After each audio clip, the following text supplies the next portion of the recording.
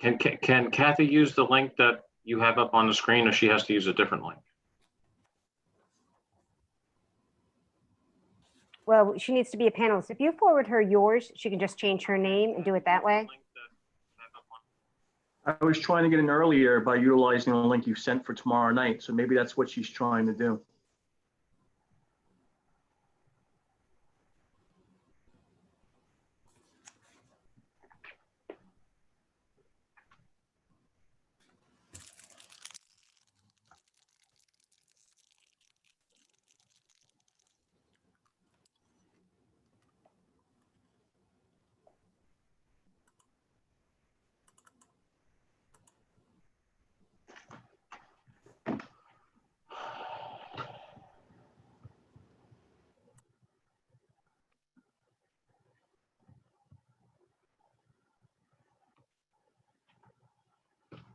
Okay.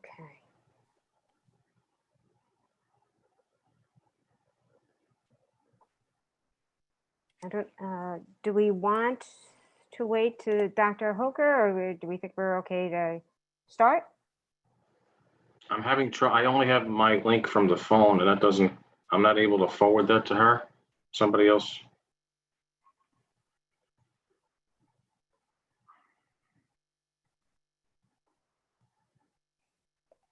I can do that. I can send her mine.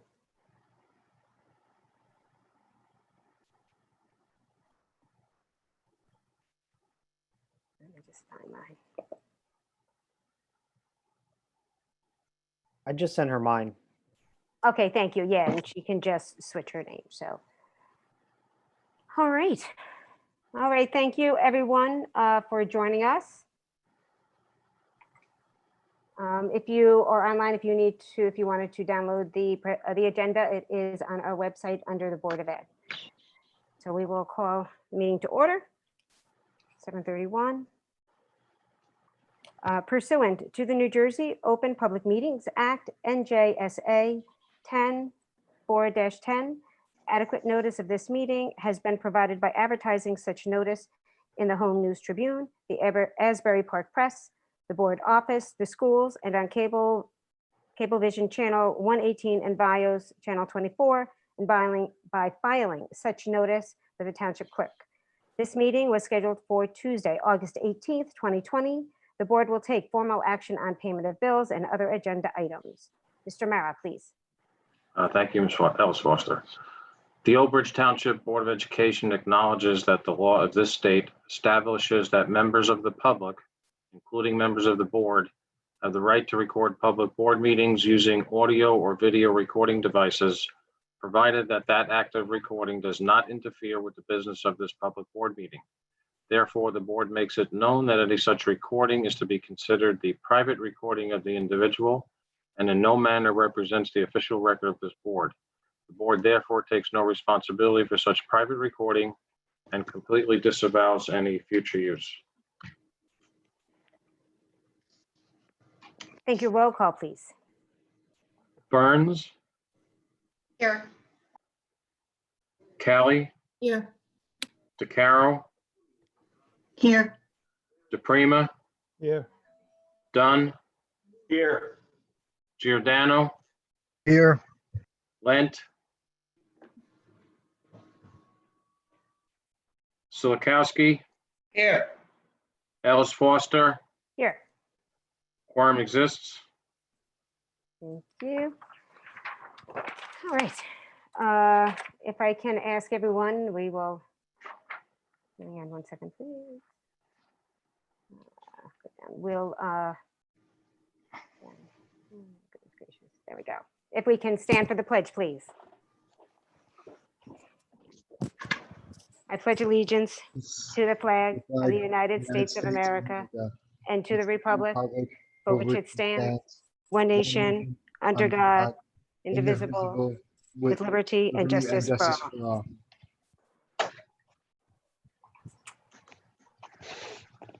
So thank you, everyone, for joining us this evening.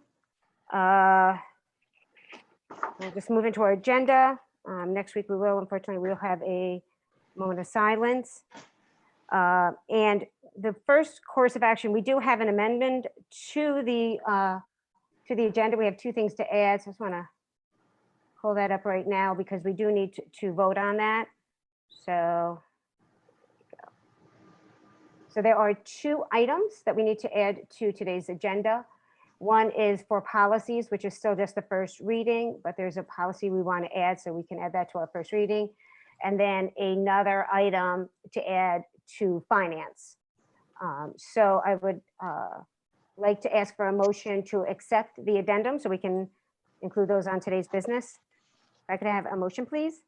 DeCarlo, We'll make, DeCarlo was second. And then, was that done? Yes. Done Yes. first, DeCarlo seconded. Okay, great. Thank you. Any questions on this addendum? No? All right. If we can have a roll call, Mr. Murr, please. Burns, Yes. Kelly, Yes. Carol, Yes. DePrima, Yes. Dunn, yes. Giordano, Yes. Silikowski, Yes. Ellis Foster. Yes, Adding the addendum to the agenda is approved. thank you. All right, so now next on the agenda, I just want to pull that up for everybody.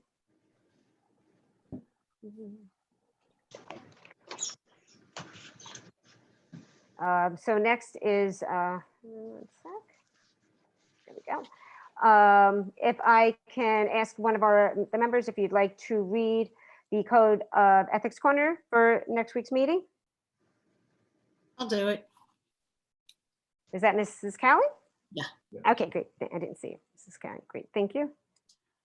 Okay. Then we will have approval of minutes, which we received.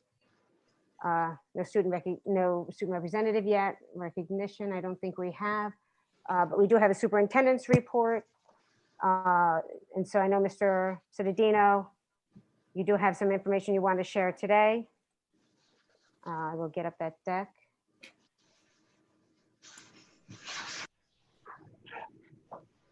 So, all right, Mr. Cittadino, I'll turn it over to you, please. Thank you very much. Board members, public, thank you for being here tonight.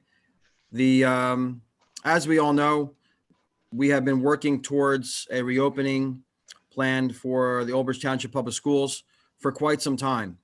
In late June, we were notified that the school districts had to develop a reopening plan for our schools.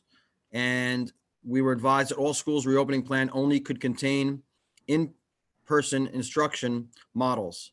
There could be no remote for parents to choose or the district to choose. By mid to late July, there was a revising of that executive order of the governor. And within a week's time, we had to modify our plan that we're working on through our committee, the reentry task force, to incorporate parent choice in a remote only option. So the reentry force did that. And we presented that information to you as a board in late July prior to submitting it to the state on August the 3rd. Our committee, our task force, put a lot of great work into that. Of those board members who observed the process today should have seen that there's a lot of effort towards consensus building and hearing the expertise of everyone within the committee. And we are really proud of the reopening plan that was put forward because we think of all the options that are out there, it offers the safest alternatives within the very narrow parameters that were given, that schools had to have an in-person model. The date after we submitted a plan, the checklist for our plan came out after we had already submitted it. And then you saw last week, I think Wednesday or Thursday, the governor again modified the plans that are submitted into the state of New Jersey. We submitted ours August 3rd, and the state approved it approximately a week later.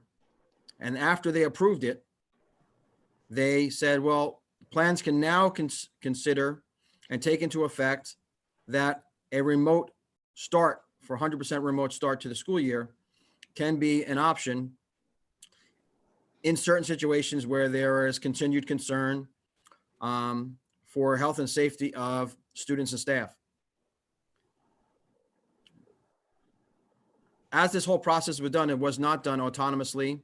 It's not based upon my feelings as a superintendent, but always through the committee.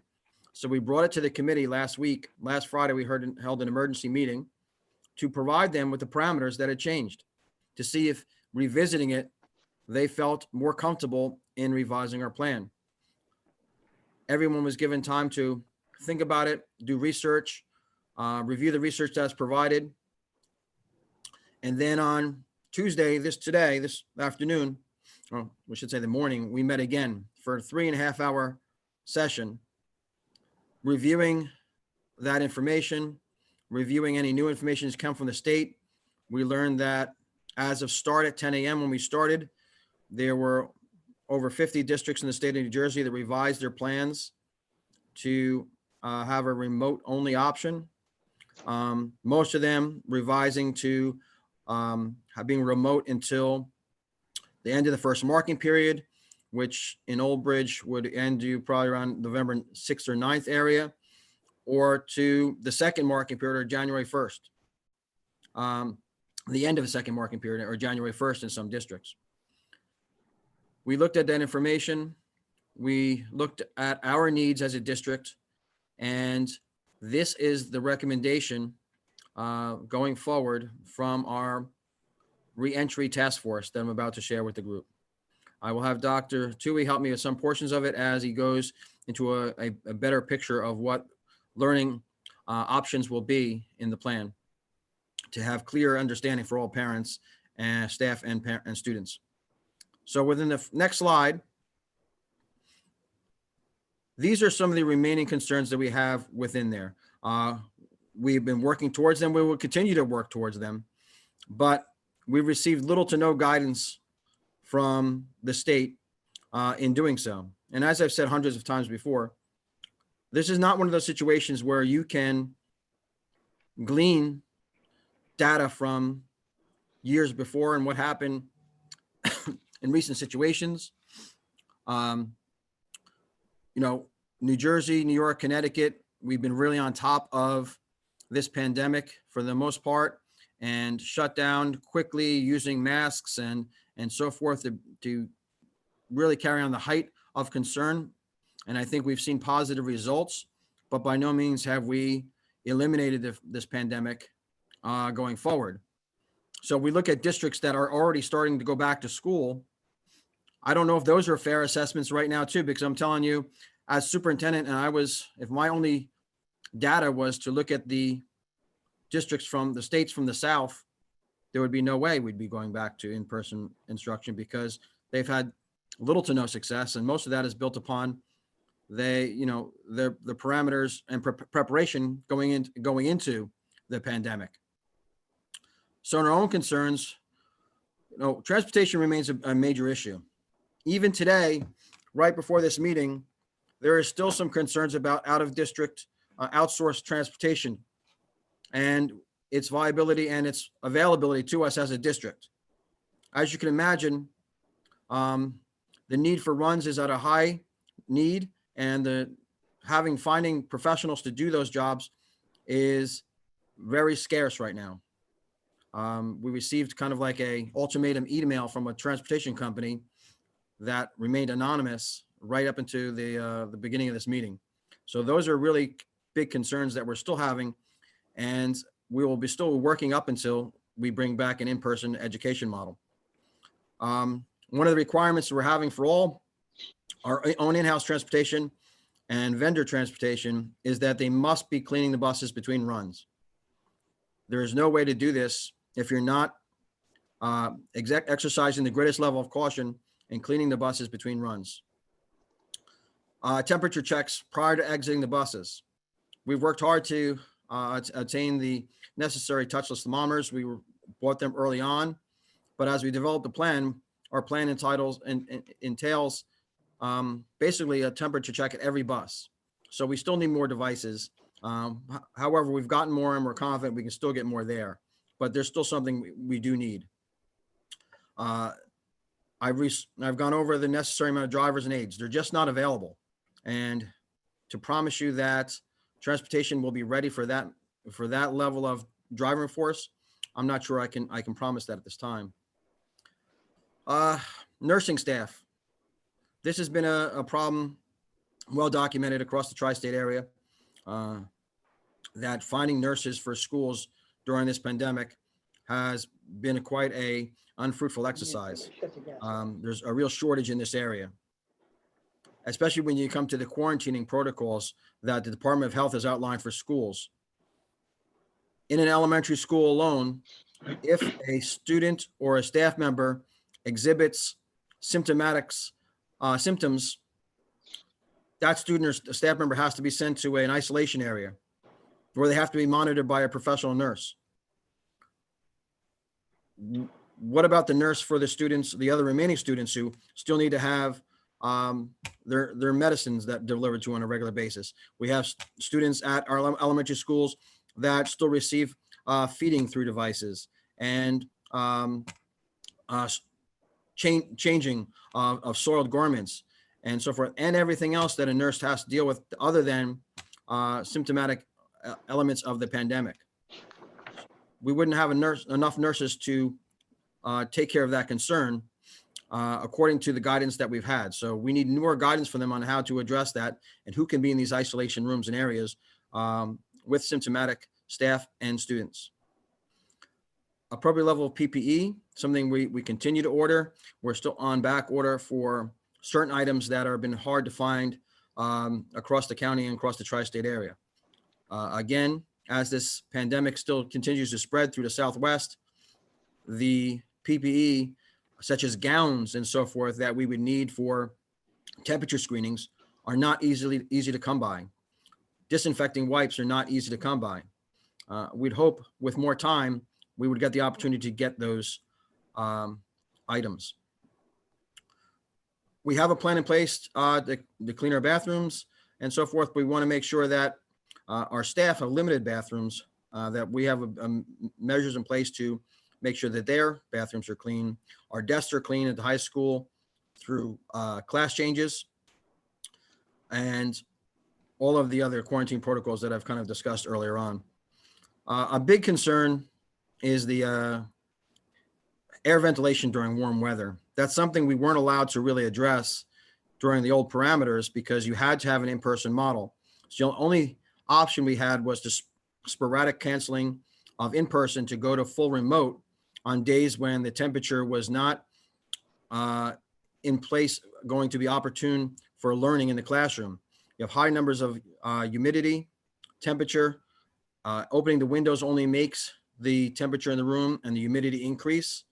We have a requirement to circulate 15% fresh air from the outside. On high heat and humidity days, bringing in more outside air will only make the inside room hotter and more humid. And if you're wearing a mask, really not really very good for your health at that point for 4.5 hours of wearing a mask in a classroom with temperatures exceeding 90 degrees.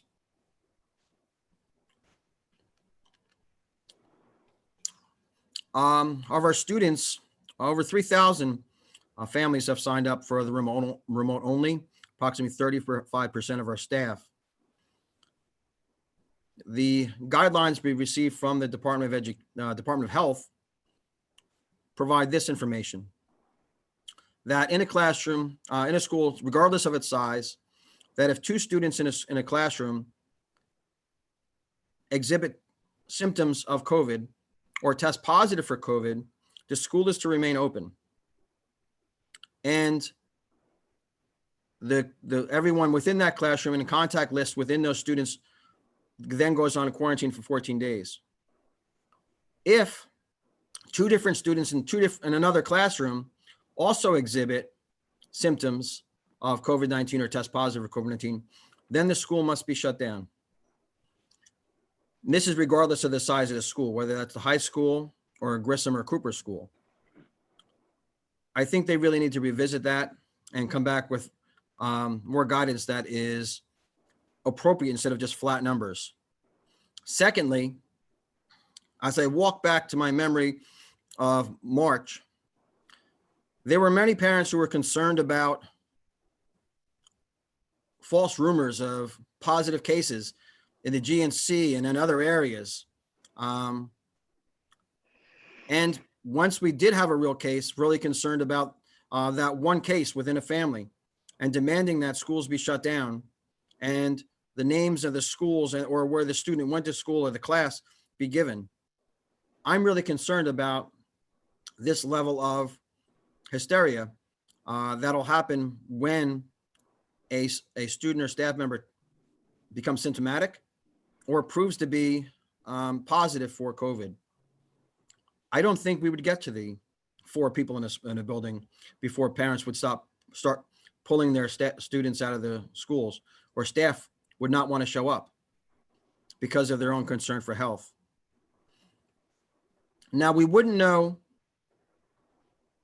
our staffing needs until we presented our plan. Like every district across the state, the staff needs to know their plan before they can submit their requirements or they're seeking accommodations under the Family Leave Act, under the COVID Family Leave Act, Federal Family Leave Act.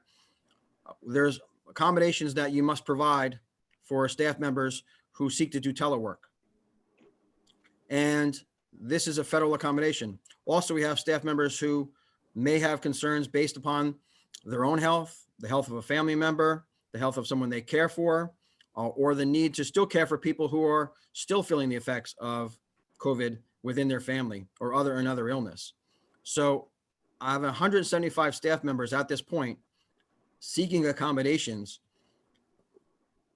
by September 4th, which was our projected start of our hybrid schedule. There'd be no way for our personnel department to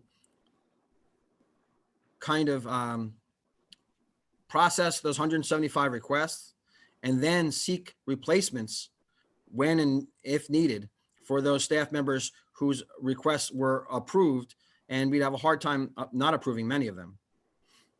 It would require us to hire staff, train staff, and provide the appropriate necessary training and equipment for them. That would prove to be very hard for 175 plus staff members before the beginning of school. So we're gonna need more time on that. That's probably, with the climate and the school, the temperatures, probably the 2 main reasons of our committee brought us to the decision and the recommendation coming forward next.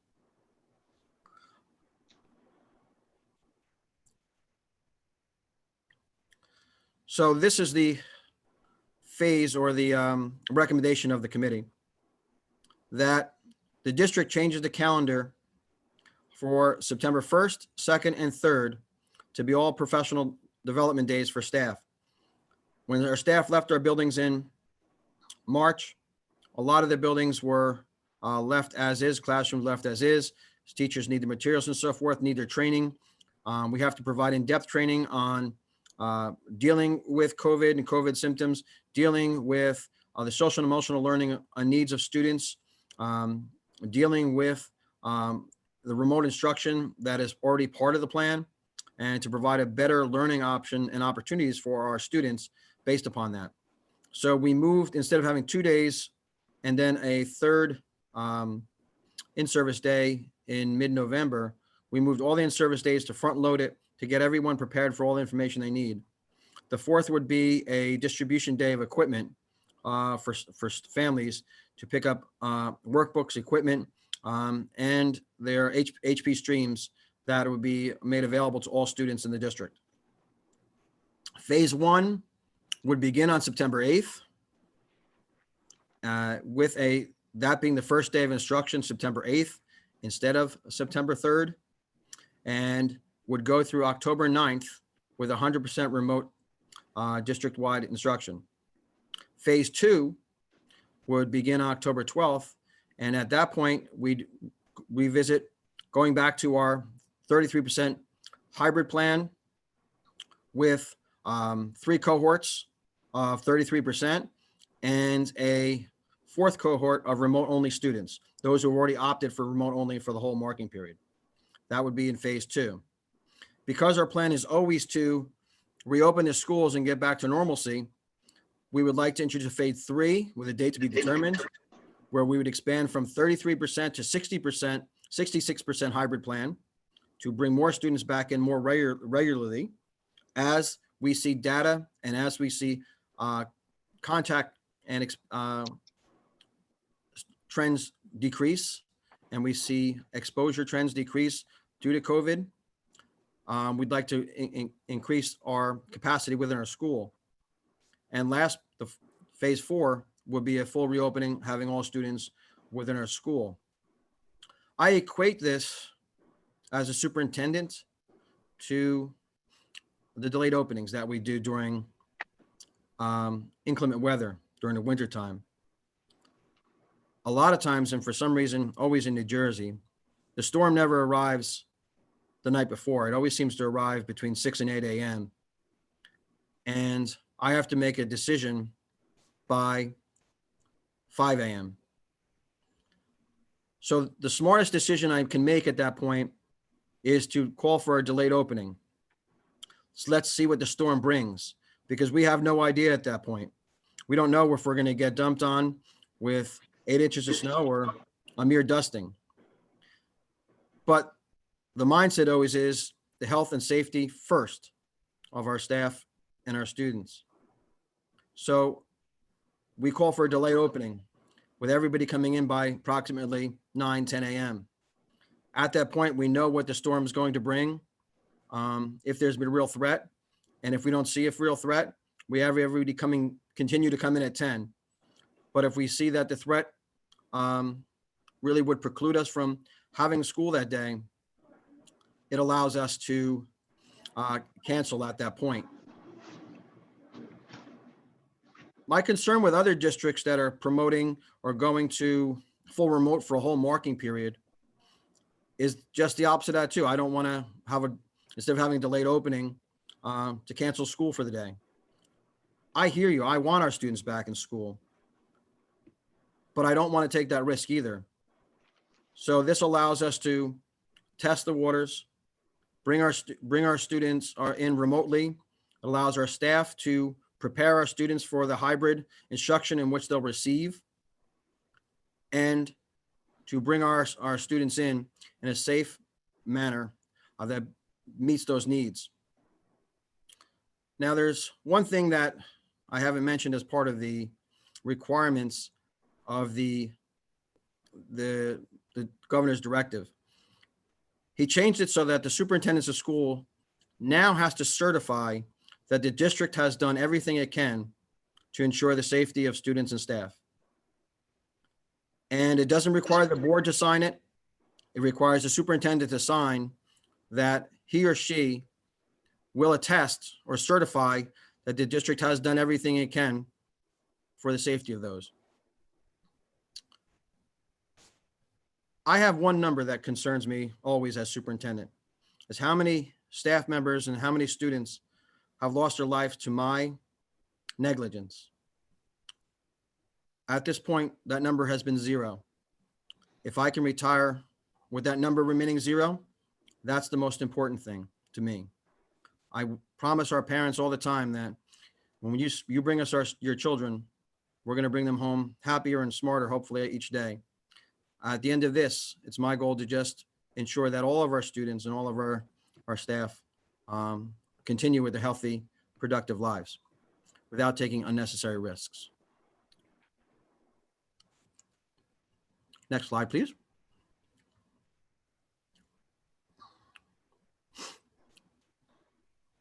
I think Dr. Tui, he's doing a great job with looking at our full remote and what it would look like. There's a lot of questions that what does 100% remote learning look like? And we've always had this as part of our plan because we always felt as though at some point when the pandemic became necessary that the governor would close the schools. So we had to have a plan in place that would be better than our plan in March. So maybe Dr. Tui can walk us through the remote learning, 100% remote learning plan for those parents and staff members who still have questions. Thank you, Mr. Sedino.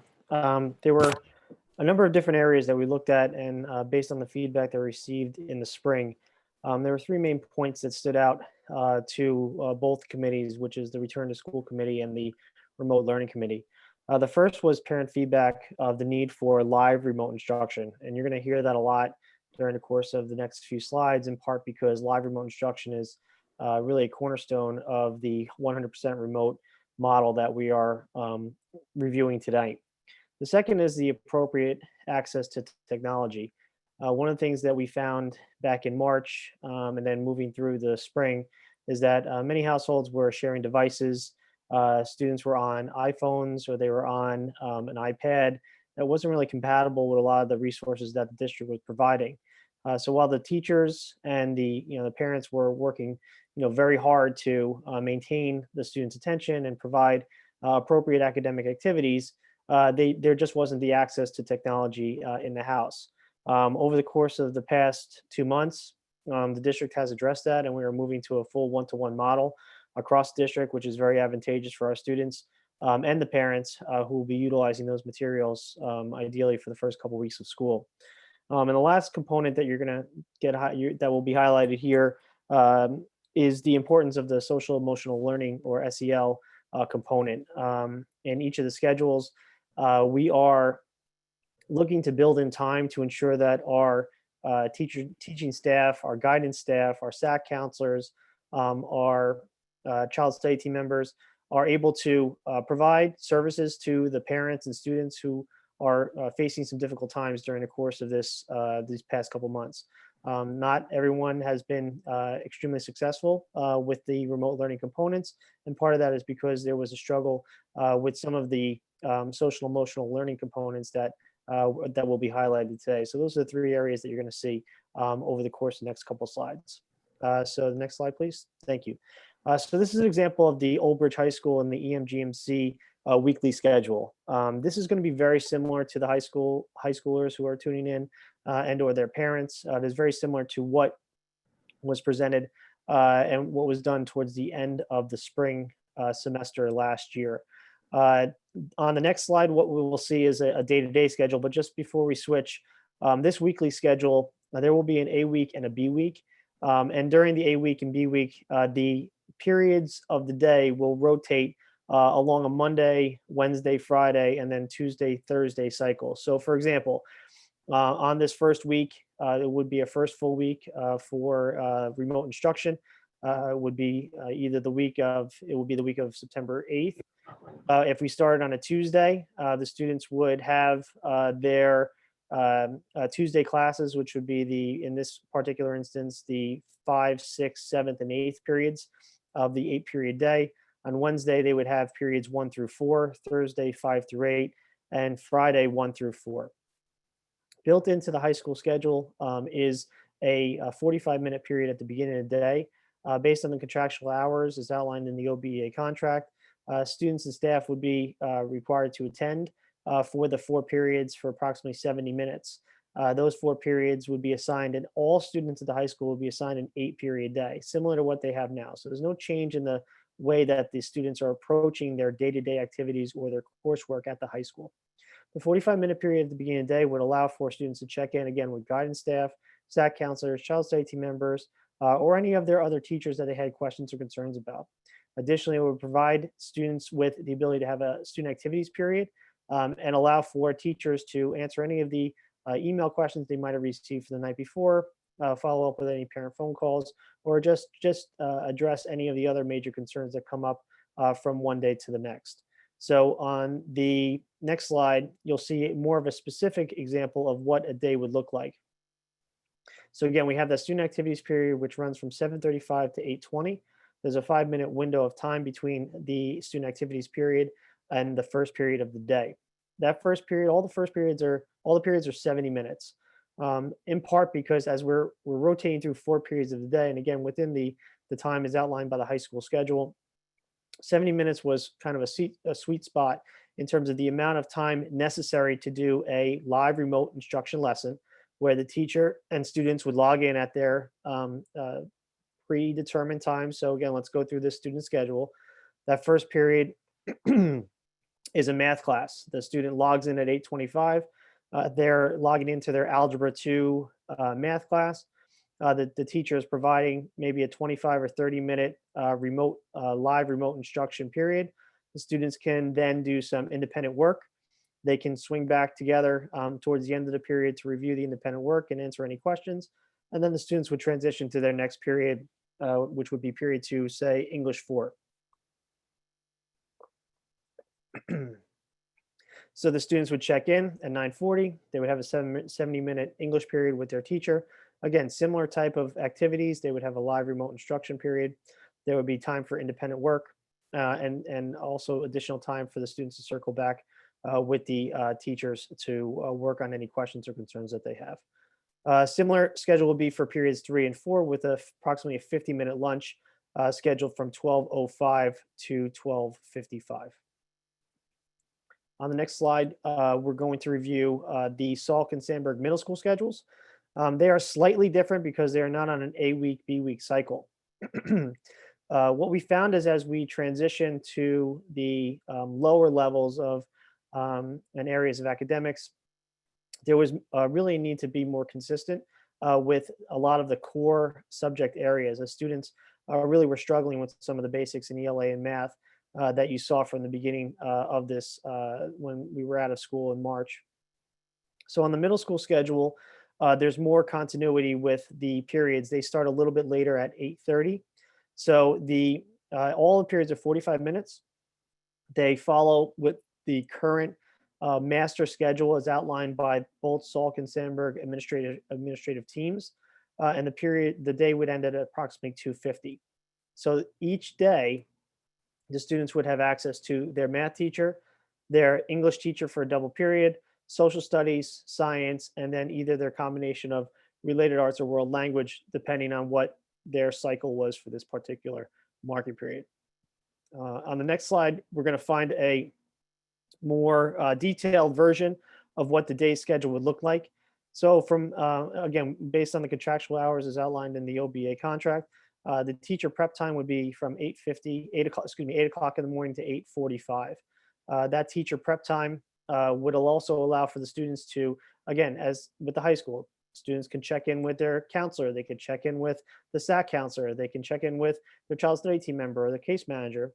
It would allow for more accessibility for students who are potentially struggling with some of the core academic areas or any of those social emotional components that were highlighted earlier in the presentation. From 8:45 until 9:30, there's an activities period. Again, what we found is a lot of the students, especially on the secondary level, whether it was the band, whether it was the plays, participating in clubs or activities, well, that's a major component for middle schoolers and for high schoolers. And we wanted to integrate that into the schedule to ensure there was a dedicated time to allow them to participate in those activities with their fellow students. Additionally, this would allow for administration to schedule professional development time. It would allow for administration to schedule meetings. Child study team meetings can be held during this period. RTI meetings can be held during this period. So it's almost a really more of a faculty guided professional development period, in addition to serving the purpose of allowing students to participate in bands activities and also the clubs.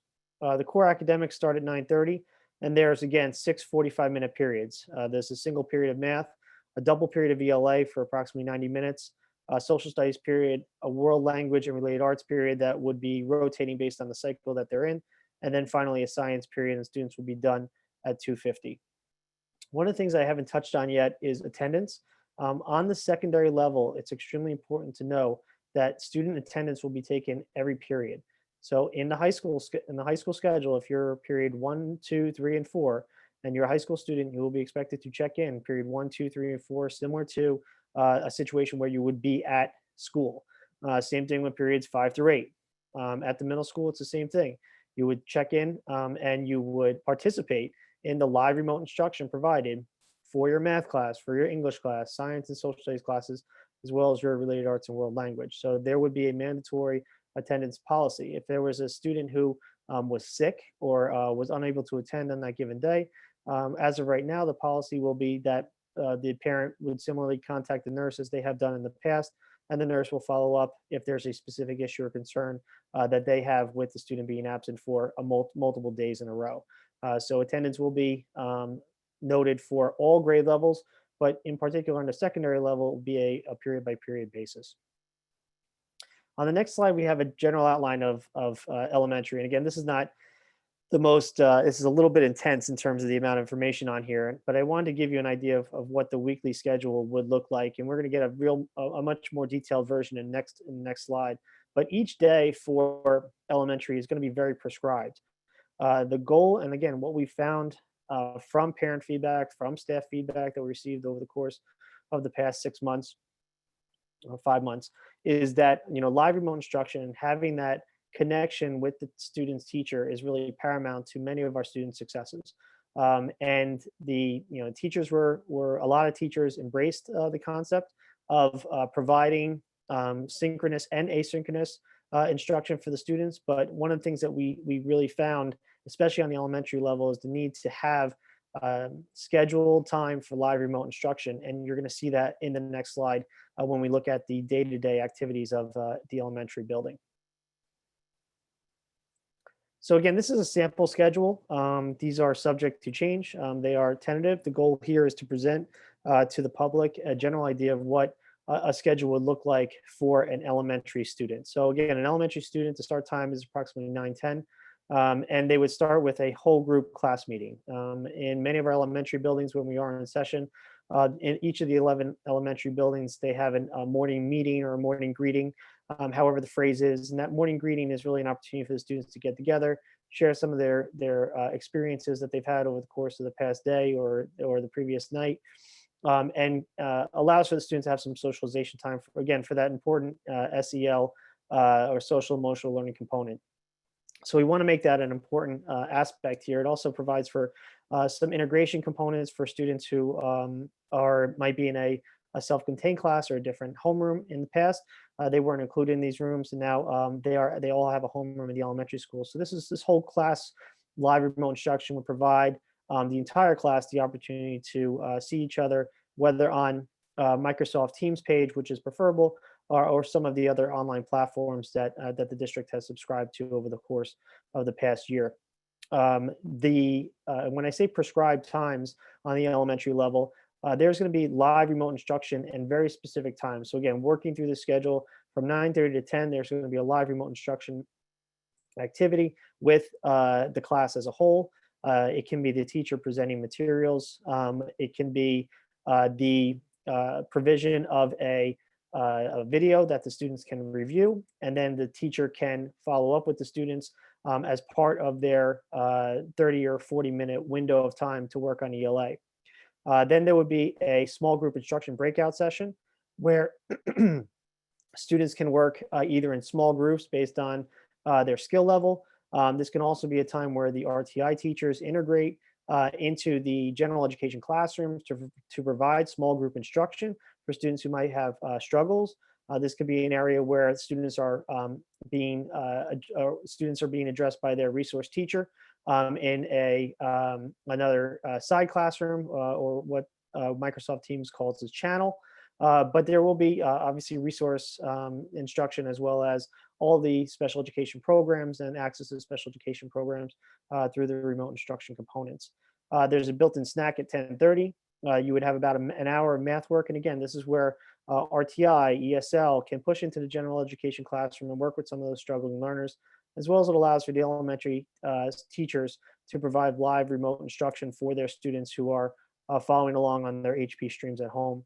Lunch will be from approximately 11:45 to 12:35. And again, these times are a little fluid, but this would be a general overview of what the schedule would look like. You would have science activities in the afternoon. Every other day would either be a science activity or a social studies activity. These are going to be more thematic activities where both science, social studies, and some of the ELA components are going to be worked into larger overall themes to allow for the students to have, as opposed to a very prescribed envision/journeys, you must do this on this day. The themes allow for a little bit more fluid introduction of materials and ensures that the students are actively engaged in the lesson. You could also have, there's going to be various small cohorts during the day. There will be related arts, there will be related services. And then at the end of the day, at approximately 2:20, there will be physical education time, and also for teacher preparation for pushing out materials for the next day. Again, this is going to be a combination of synchronous, which is live instruction, or asynchronous, which would be videos or some other sort of dittos or activities that the students can utilize. Envisions work, Journeys work. We'll be using Newsela, we'll be using IXL for science, grades 2 through 5. So, there's a lot of resources available to teachers, and they will need time to disseminate those materials to their students, and that would be at the end of the day on the sample elementary schedule. So what does special education look like? So the special education students will have a clearly defined schedule inclusive of academics and related services. What we found in March and April is that there was a little bit of people stepping on each other's toes in terms of trying to schedule and coordinate activities for students in respective buildings. Once the academics and the core academics are scheduled with the respective resource, LLD, MD, ABA, LLD, BIP class teachers, then the related service providers will be provided with that schedule, so we can have one coordinated effort to provide schedules for students. So the teacher, the case manager, and the related service provider are all on the same page. Those schedules will be developed over the first couple of weeks of school to ensure the students have equal access to all of the programs outlined in their IEP. Special education students will have access to live remote instruction with their instructors based on the individual IEP programming. So again, if they have a resource teacher for part of the day, they will have access to their resource teacher for those core content areas. If they are in a self-contained program for part of the day, then they would have access to that self-contained teacher for part of the day. And it's important that those teachers help to coordinate the times that the student would have to log on to see their respective teacher. Related services would additionally be provided by the related service providers, again, OT, PT, and speech, in accordance with the student's IEP to the greatest extent possible. One of the things that we found as we transitioned in March to a remote platform is that the truncated day from 10 to 2 really didn't lend itself to having all of the related services scheduled during the course of the day. Because we have various different times that are associated with various different related services. For example, at preschool, it's a 15-minute session for speech. On the elementary level, it's 25. The related service providers would create their schedule as they would do in any normal year, coordinate that with the classroom teachers as to where those classroom teachers are going to be doing their live remote instruction, and provide the services in accordance with the student's IEP. If there's an issue with scheduling, or if there's an issue with the services as outlined in the student's IEP, we would address those with the case manager and obviously the parent as we move forward. Students in multi-program, and I think I mentioned this, will have time with their respective teachers and support staff to the greatest extent possible. And this will be established when creating a student schedule. And then students' programs will be periodically reviewed to determine the effectiveness of the daily schedule based on IEP goals and teacher feedback. So again, as we progress through the spring, we found some things that worked very well, and we found some things that needed to be adjusted. And we are able to take those adjustments and those enhancements to ensure that the students have a much more robust program when it comes to September. Some of these were already mentioned, but just an outline of related services, again, specifically OT, PT, and speech. Related services will be provided remotely in accordance with the student's IEP to the greatest extent possible. Related service providers will be providing services during OBA contracted hours. They will contact parents to schedule their remote appointments beginning the school year during the first 2 weeks. And again, part of this is because the first week of school is an indirect service week to ensure that the related service providers have the ability to schedule the appointments in accordance with the instructional time that the teachers are going to need the students as well. As in the spring, parents may opt out of remote related services. That will well be within their right. It will not change in their students' respective IEP, but they can opt out of remote services if they deem that their student cannot handle it or doesn't feel like it's an action that they want to continue with, at least on remote when being provided with remote instruction.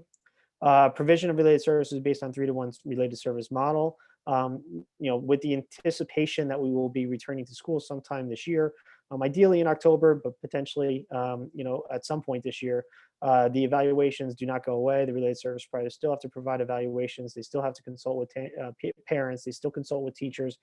They're still programming AAC devices. So while this is subject to change as of right now, the related service providers will be based on the 3-to-1 related service model, and that calendar will be up on the district website on August 20th.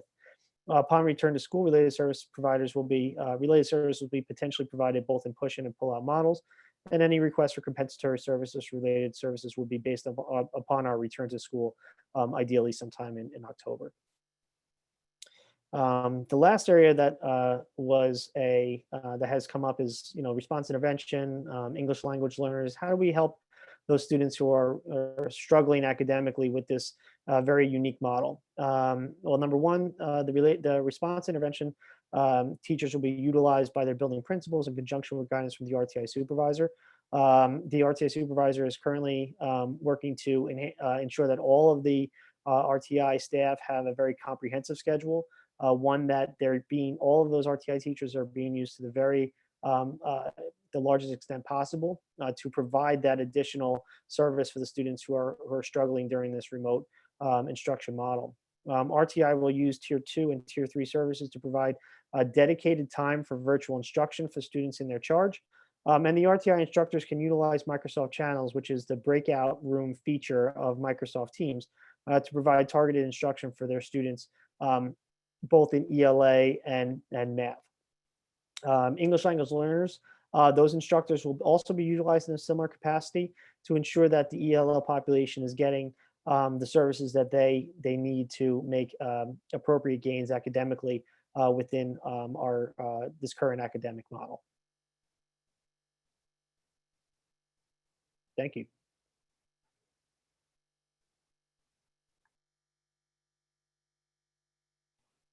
Mr. Sedino, you're on mute if you're talking. So, Madam President, what I submit to you and the board, what you reviewed, is not abandoning the plan which the reentry team presented to the state and to this board. It just delays its implementation. Its impact would be approximately 4 or 5 in-person early dismissal days for the students. When we reach our date of the October the 12th, when we're supposed to start our hybrid model, if at that point we're not seeing increases in contact spread, the numbers New Jersey and this area from other school districts and around the community have remained relatively stagnant or safe, then we go to the plan as we developed it. And parents still have an option at that point. Those who have chosen the hybrid model, proceed with the hybrid model that we developed. If parents still have concerns, parents who are on the hybrid model or selected the hybrid model, but have felt that the remote model has worked for them, or they have concerns about contact spread or concerns about the health of our community beyond that, they can continue to stay on remote. This option does not discount the need for in-person instruction that we want to bring to our student by just saying that we're going to go start the end of the first marking period or start the end of the second marking period. It just provides the time to address the indoor climate concerns, the staffing concerns that gives us more opportunities to look at our staffing, and I think give a greater comfort level to our staff and for us to get the data that we need. The one thing that we don't have is local data on schools during this pandemic. No school in New Jersey stayed open throughout the pandemic. So we cannot say that, well, this is how much the virus spread during that time. The numbers here in Old Bridge have been great, but it does not take into account the largest mass gathering on a daily basis that takes place in the community of Old Bridge. That's Old Bridge Township Public Schools. We bring together 9,700 people into close proximity on a daily basis. The information that we have based upon the pandemic here locally does not take into those 9,700 people coming together. So this will give us an opportunity to look at some data, to have the information, and be cautious in our carrying out of our hybrid plan, which we still fully intend to use. Thank you very much. And thank you, Mr. Sebdino. What I would suggest now is maybe give this the opportunity to the board members. I know many of them were able to listen in on the committee, but were not able to ask questions. And then shortly after this, before we go to a vote, there will be the hearing of residents. So I think if we first, any of the board members, if you have any questions, anything that came up, I would ask you now to kind of ask them to, any of the administration who could probably answer it for you. Kelly? Madam President? Okay. Go ahead, Mr. Dunn. Thank you. I have a few questions, and quite frankly, I understand the cautious approach that the administration is taking. However, we are taking a step back, I believe, from last month. And I understand that the conditions have changed. I just want to And I correct you, know- Mr. Dunn. It's not the administration taking this. It's a committee made of parents and people from the community. Dave, I understand, okay? The administration is taking the opinion and the recommendation, which I truly respect very much. But what has changed since last month? The governor has made a decision that he's going to allow virtual learning. And that's going to leave a good portion of our children still out in the cold.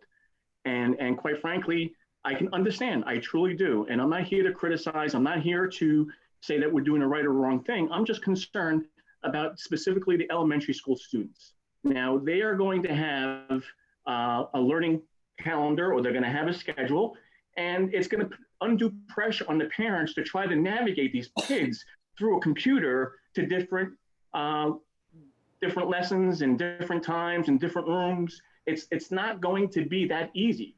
And I'm not sure if our staff is going to come into the buildings and utilize our technology, our resources, and virtual teach from classrooms, or they're going to do it from home. There's a lot of questions here. And I'm just trying to get a grasp, because education for the elementary school students is paramount. These kids haven't had in-person learning, and this is the most critical time for these students to learn. And if we can't give them the fundamentals for the last 9 months, then what's the sense? I understand, Dave. I understand the pressures that we're all under, but I'm passionate about the elementary school students, and they're the ones that are suffering the most. Okay, middle school students and high school students can learn virtually very easily. They are self-sufficient. They're able to do things themselves. They're able to get on the computer. They're able to follow a routine. They can follow a schedule. But elementary school students can't do that. And their parents are going to be stressed to no end to make sure that for 6 hours or 7 hours, their kids are going to be in front of that computer trying to learn. And I know it's not a great situation, but I'm just very concerned about that aspect, the elementary school students. They're the most impressionable, and they're the ones that are going to be affected the most. So with that said, are the teachers going to come in and virtually teach from the schools, or are they going to do it from home? What happens if their technology isn't good? What happens if their bandwidth isn't good? If they don't have the access to a good computer? These things we need to also deal with. So I have those reservations. Is that your question? Yes, our teachers going to be in the classroom in using our resources, using our technology, our equipment, because if we're going to be regimented with a schedule, obviously we're going to need to make sure that the teachers can deliver. Schools are closed. There's not going to be anyone in schools. They're going to be the only ones in the classroom if that's the direction we're going to go in. So that's a question that I have. Are teachers going to be teaching virtually from the classroom? The answer is the teachers will have the option to teach from the classroom. The utilities and things they have will be there for them. If you mandate that they must, then it doesn't eliminate the 175 accommodation requests necessarily. Because if they're caring for a sick loved one, if they have doctor's orders where they can't leave their homes because of a compromised immune system, regardless of where you're still bringing them to a place that could have, if we mandate everybody, then we're already expanding upon the 25 in person that the governor's put out. So if we say everybody must come in, there still would be those with the accommodations that would be left out, and we'd still have to find staffing for those people. So those who want to come in, who do not have a need, that have a need to come in, the buildings will be open for them and they'll be maintained safely for them. For those who can't because of the accommodation request, they can work from home, but they'll have a professional responsibility to do the telework from home that is required under the federal law. So that makes me feel a little bit more comfortable if teachers do have that option, because to make this work, teachers need to have their resources. They need to have the proper background. They need to have the proper technology, the proper bandwidth.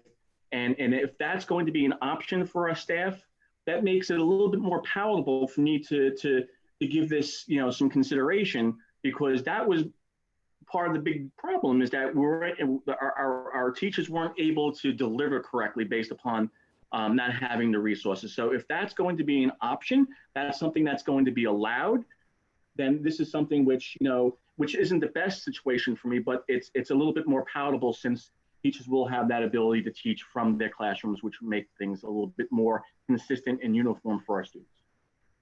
Thank you, Dave. Mrs. DeCara, I think you. Yes, thank you. I just have two questions. So again, regarding the elementary school, the elementary kids, because I just believe that, while it's not the best circumstance for the middle and high school, that they will be a little bit better to navigate things. But on the elementary level, can we have some sort of, like, before school starts, like when they're picking up their materials, can we, and again, you just kind of addressed this, that you can't mandate it, but can we have teachers come in and sort of be there to socially distanced, mask and everything, but meet their students when they're picking up their materials? Like, Mrs. Jones' third grade class, on a table, and have the kids come this way. They can physically see their teacher, and their teacher can in turn physically see them. So it's a little bit more of a personal thing before they have to go completely remote. Is there a way that can happen? Did that make sense? I understand what you're saying, and I would have to look at it further, because,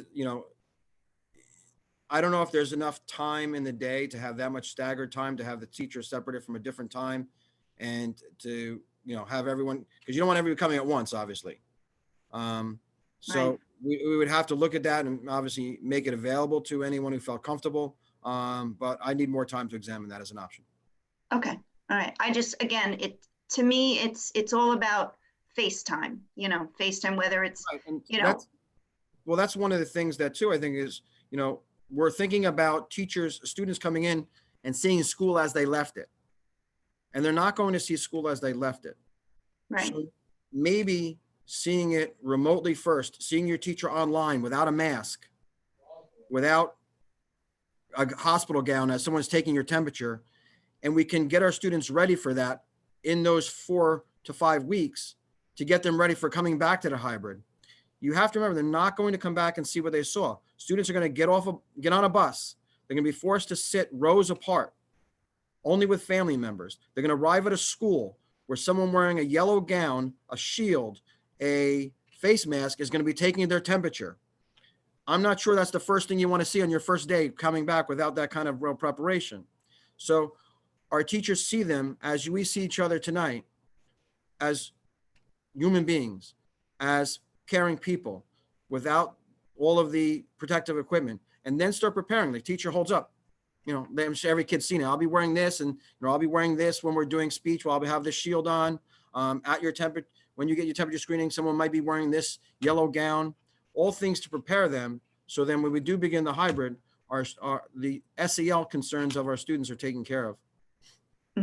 No. I understand all of that. I was just talking specifically about the day that they pick up their materials, which will all be just outside. They won't even be going in the building. I am thinking in my head.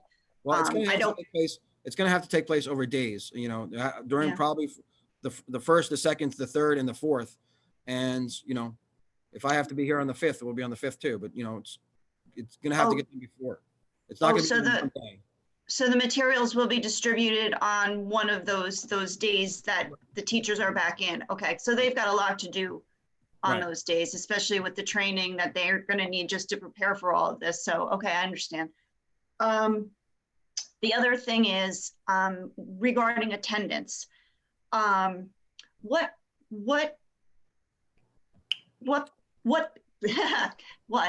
what plan do we have in place if there's poor attendance on it? Like, how are we going to say John Smith, you know, is just not checking in, not, you know, he's not around, he's pretty much absent all the time? Like, how will we address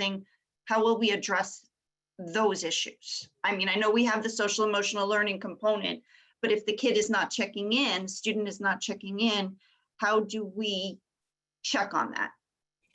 We've done that a few ways since the, and it really wasn't as often as you would think in the spring. So in the spring, a teacher would be doing the regular daily check-ins with their students. And if the student was not responding and you couldn't get a parent response via email, the counselor kind of followed up on a more of a regular basis. We're talking over the course of the next day, still no response. The administrator brought it to my attention, and either myself or with the support of our great SROs we've had in place, we did a wellness check on the house. Okay. I probably visited 7 homes over the course of the spring, if that many. I don't think we really needed it that often. We eventually got people to check and respond. Were they doing all the work all the time? No, but we were doing our welfare checks to make sure the kids were in place. Okay, thank you. That's all for me. I'll go if anybody else doesn't want to. That's I don't really have questions per se, just a couple of observations through listening through all this. Assuming we go ahead with it, the date for phase 3 says to be determined. What will determine that? I guess that's today. Mr. DePrima, I can't hear you. I don't know if it's. I don't know. I'm on a different computer than usual. On phase 3, it says date to be determined. What will be the determining factors for when that date is? So if we look at phase 3, that would be, like I said, are we seeing a decrease in contact spread? Are we just seeing a continued decrease in spaces? I know that this is something that, Mr. O'Neill brought up in our committee today. That's very interesting. That, and I was still stunned when I was going to talk about it, but when the governor put together the plan that's mandated that we have an in-person plan in our schools, he said that he would scrap the plan if the contact spread cases did not decrease. And that's not been the case. Mr. O'Neill will have the data, but I think it was like 300 and something cases average, a 3-day average in the state of New Jersey at the time. And our local 3-day average has been over 500. So since he's made that mandate that we have to have in person, we've actually had an increase on the 3-day average across the state. So what we'd look for to go into the next phase to bring in a 60%, 66% hybrid model would be a continued decrease or decline. And we're not seeing situations where we're having to close schools or put classrooms in quarantine. All right, so it could be 2 days, or it could be 2 months. We don't know. Right. What we'd shoot for at that point is the beginning of the second marking period. Let's take a look at that point and see what are we seeing? Do we want to expand it to 66%? Do we want to maintain 33%? Okay, 2 observations, not really questions. It's saying for attendance, the children are going to check in the students are going to check in each period. So I'm here, and after my attendance is taken, I walk away and go play my video games. Then I come back for the next period. That could happen. I mean, that could happen, Mr. DePrima. But I think the goal of having live remote instruction is that the teacher is going to be presenting content for the students. And it would be similar to if you were at the high school and the student said, well, I'm here, and they sit down in their desk, and then they say, oh, can I go to the bathroom? And 39 minutes later, they come back to the class for 1 minute. That wouldn't necessarily entail the student having attended that class, and that teacher would have to address that.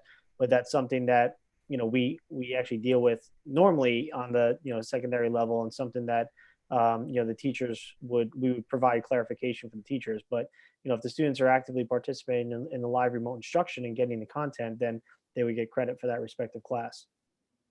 Okay, one more thing, please. When, as far as the equipment, we're talking about taking students' temperatures. I'm assuming it's the remote, the thermal thing that they point at the forehead. At graduation at Lombardi Field, the CERT people were doing that for us. And the lady who took my temperature looked at me, said, "It's 92. Am I dead?" She said, "Were you sitting in the car with the air conditioner on?" Yeah, getting to Lombardi, I was in the car with the air conditioner, I guess, blowing on my face, and my temperature read 92. So it's not accurate. For the most part, we've seen them accuracy. If there was and we have a measure in place, obviously, that if a student has an elevated temperature, that we just don't assume it's just elevated. They would then go to the isolation tent for further screening. Similar would be done. Obviously, we'll have people trained to do these screenings. So if someone comes up with a 92, we're not going to take it as a 92, and maybe use a different device. Okay. As far as the plan and the students, I just want to echo what Mr. Dunn was saying, but I'm done. Thank you. Anyone else with Ms. Burns? Yes. Do you hear me? Yes, we can, Mr. Nowakowski. Okay. Yeah, I listened on the meeting today for 3 hours or 3.5 hours. It was very beneficial. I picked up a lot. I have a couple of relatives that work out in Bayonne, and they're opening up the schools for the teachers to come in September. I'm very glad that this is the first I heard of it over here, that we are opening up the buildings for the teachers. I think it's very beneficial. One of the people, or one of the family members, is a science teacher. She does not have all these things at home where she can actually demonstrate a lab in her room, in whatever it may be, on a remote scale. I'm very glad, but how are we going to get the information to the teachers? Well, the schools are going to be open for them to come in. I realize 175 of them are going to opt out, or whatever it may be. But if we give them the opportunity, I think it's more beneficial if a lot of the teachers do start off, and then little by little use the program that we have, start bringing in the kids, possibly the second market. Okay, I'm more just like Mr. Dunn. I'm very concerned about the elementary students and the special ed kids. These kids in a first grade or a kindergarten, they're completely lost when it comes to this type of learning. And with a teacher right in front of them, where they can see the teacher in the room, I think it would work. Okay. That's my opinion. Right. So yes, so the benefit will be there for teachers to use their classroom space. We've already addressed it with the administration, so they know that administration must be present in school, so teachers have the ability to come in and use their classroom learning space for the remote portions of the instruction. So yes, that has already been laid out for them. And then once we proceed beyond this point, notification will go out to the staff with a whole myriad of information they're going to need to get trained and be ready for the opening of school on September the 8th. But yes, I think it's important too that they have access to resources they may not have at home. Exactly. We just have to make sure we do it. And, people take their temperature on their way into the building, that their hand washing is done. They use masks when they're walking the hallways and they're not alone in a classroom. All of that. Are we gonna have shields in front of their desks? In other words, like I walk into a supermarket or something like that, they have a shield in front of all these people. Well, not if they're the only ones in there. No, well, little by little, we're gonna have to bring them in anyway, and when the kids come in. Right. When the kids come in, we'll have increased levels of PPE depending on how the proximity of the students and the teachers. Okay, I'm on the same page with this, Mr. Dunn. We have to really concentrate on the elementary and the special ed kids. Thank you. Okay. Mrs. Burns? Yes, I just have one question. So when we start the hybrid model, is this the remote platform that we're going to be using for children who want to maybe stay remote? So we'll still be utilizing live instruction then? Yes. Ms. Dr. Chu, you want to add to that in any way? Yeah, yes. Well, I mean, it's the model will be a little different because the days where teachers are going to be in session, the live remote instruction component would be in the PM for secondary and elementary students. So in the hybrid model, the students are attending, their respective cohort day, and the teachers are in live with the students. And then at the end of the day, there would be a period of time for live remote instruction on Monday, Wednesday, Friday in the PM, and then Tuesday and Thursday would be all day instruction. So to maintain the continuity of the cohorts, that was the best way to approach that hybrid model.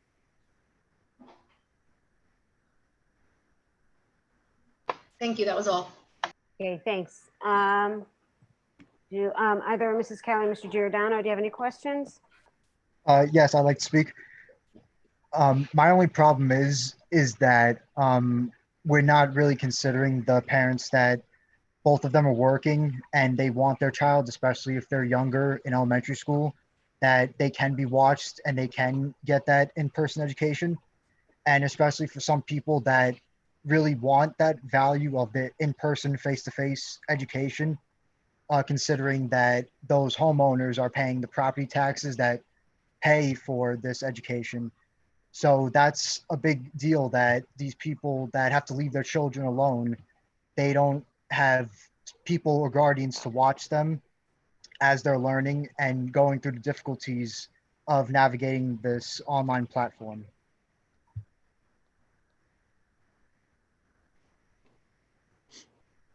Yeah, I agree with you 100%. This is not an easy fix, and there's no fix that addresses all of the concerns. I'm sure everybody knows that Old Bridge did not invent the COVID-19, and it has been kind of thrust upon all of us. And the only thing we can do is respond to it, but respond to it with health and safety first, and everything else has to come after that. If like I said, so as a board member or as an administrator, whoever's signing off on this, if you're signing off that students will come back and staff will come back, and you're ensuring that you've done everything they can to maintain their health, what is your response when a student, child, staff member falls ill because of it, and it's deemed that it could have been prevented because the governor gave you another option at some point? Well, the governor said you can do remote, but you chose not to. When that option was available to you, board member or administrator, how come you didn't choose that option? And now my loved one is in the hospital.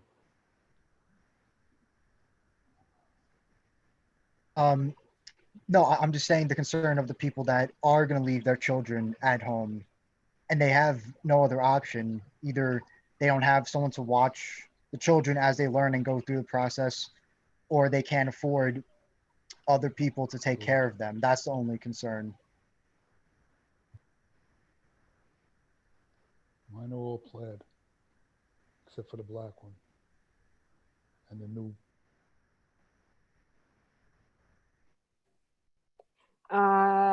Ms. Kelly, did you have anything? You're muted. Sorry about that. I had about 100 questions going into that meeting this morning, but they've all been answered. So I have all the information I need. Thank you. Okay, thank you. I just have a couple clarifying things. I want, just one of the things Mr. Giordano said about the taxes. I agree with that. However, I would say the faculty will be working and be working very hard, even though they're physically not with the students.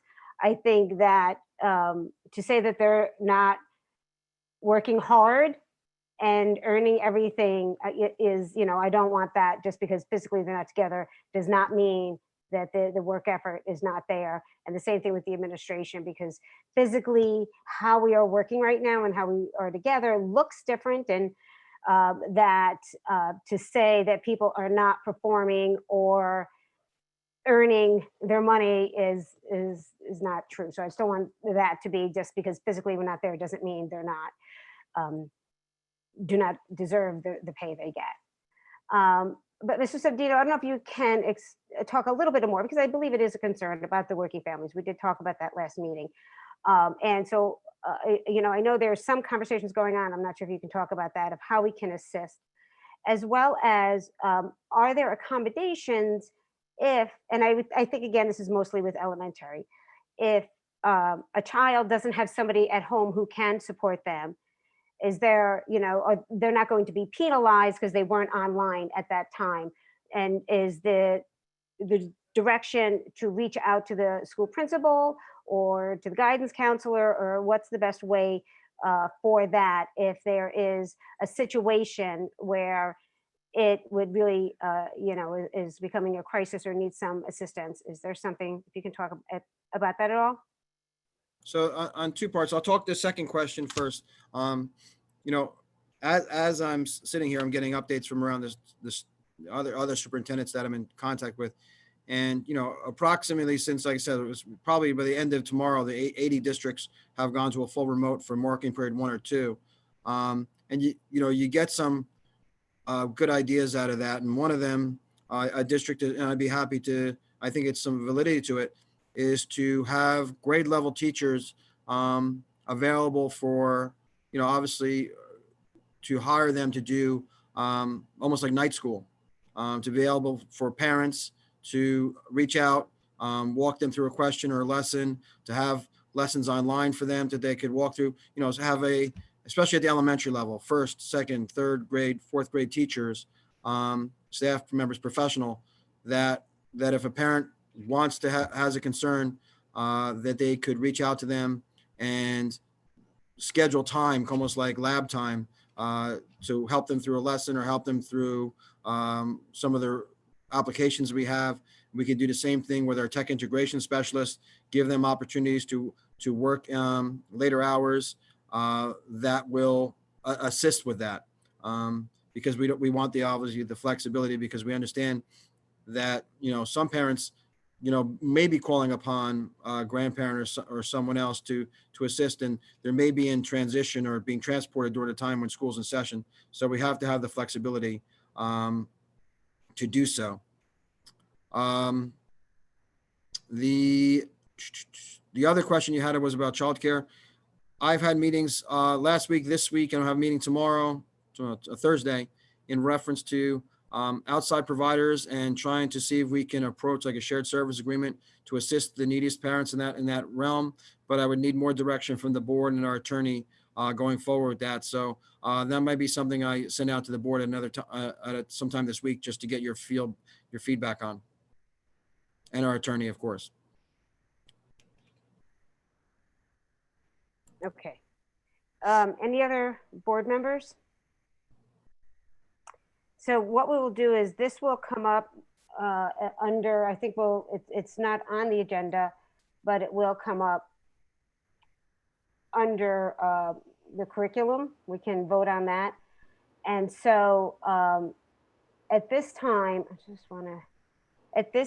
we can go, the next few things on the agenda are the progress towards goals, the correspondence, which Mr. Mara, do we have any? Yeah, I just want to comment on that just real quickly. Typically by this time, we provide the board with an update as to everything else that we're working on, facility-wise and so forth, curriculum-wise and professional development-wise and hiring-wise, that we still have to do. But we probably spend 13 to 15 hours on Zooms just for this per week.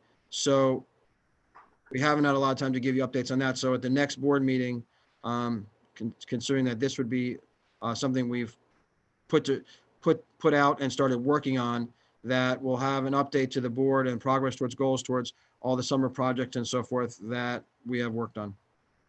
If anyone has been gone and seen the entrance of Carl Sandburg, it really looks beautiful with the paving project that was done there, the new curbing that was much definitely needed. So those will be some of the things we'll identify.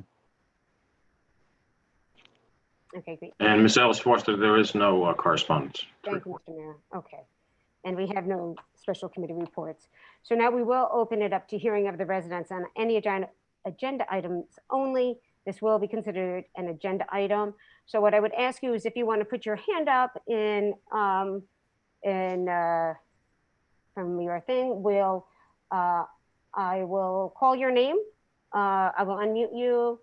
You'll be allowed to talk if you can just state your name, and then you can state your comment. So I'm just going to go down the list in the order that it comes up on me. The first person I see is Mr. O'Neill. So Mr. O'Neill, if you unmute yourself, you should be able to speak. Thank you. Can you hear me? It's a little soft. Could you, Okay. better, Thank you. thank you. Hi, Okay. thank you, Madam President, and thank you for your supportive comments.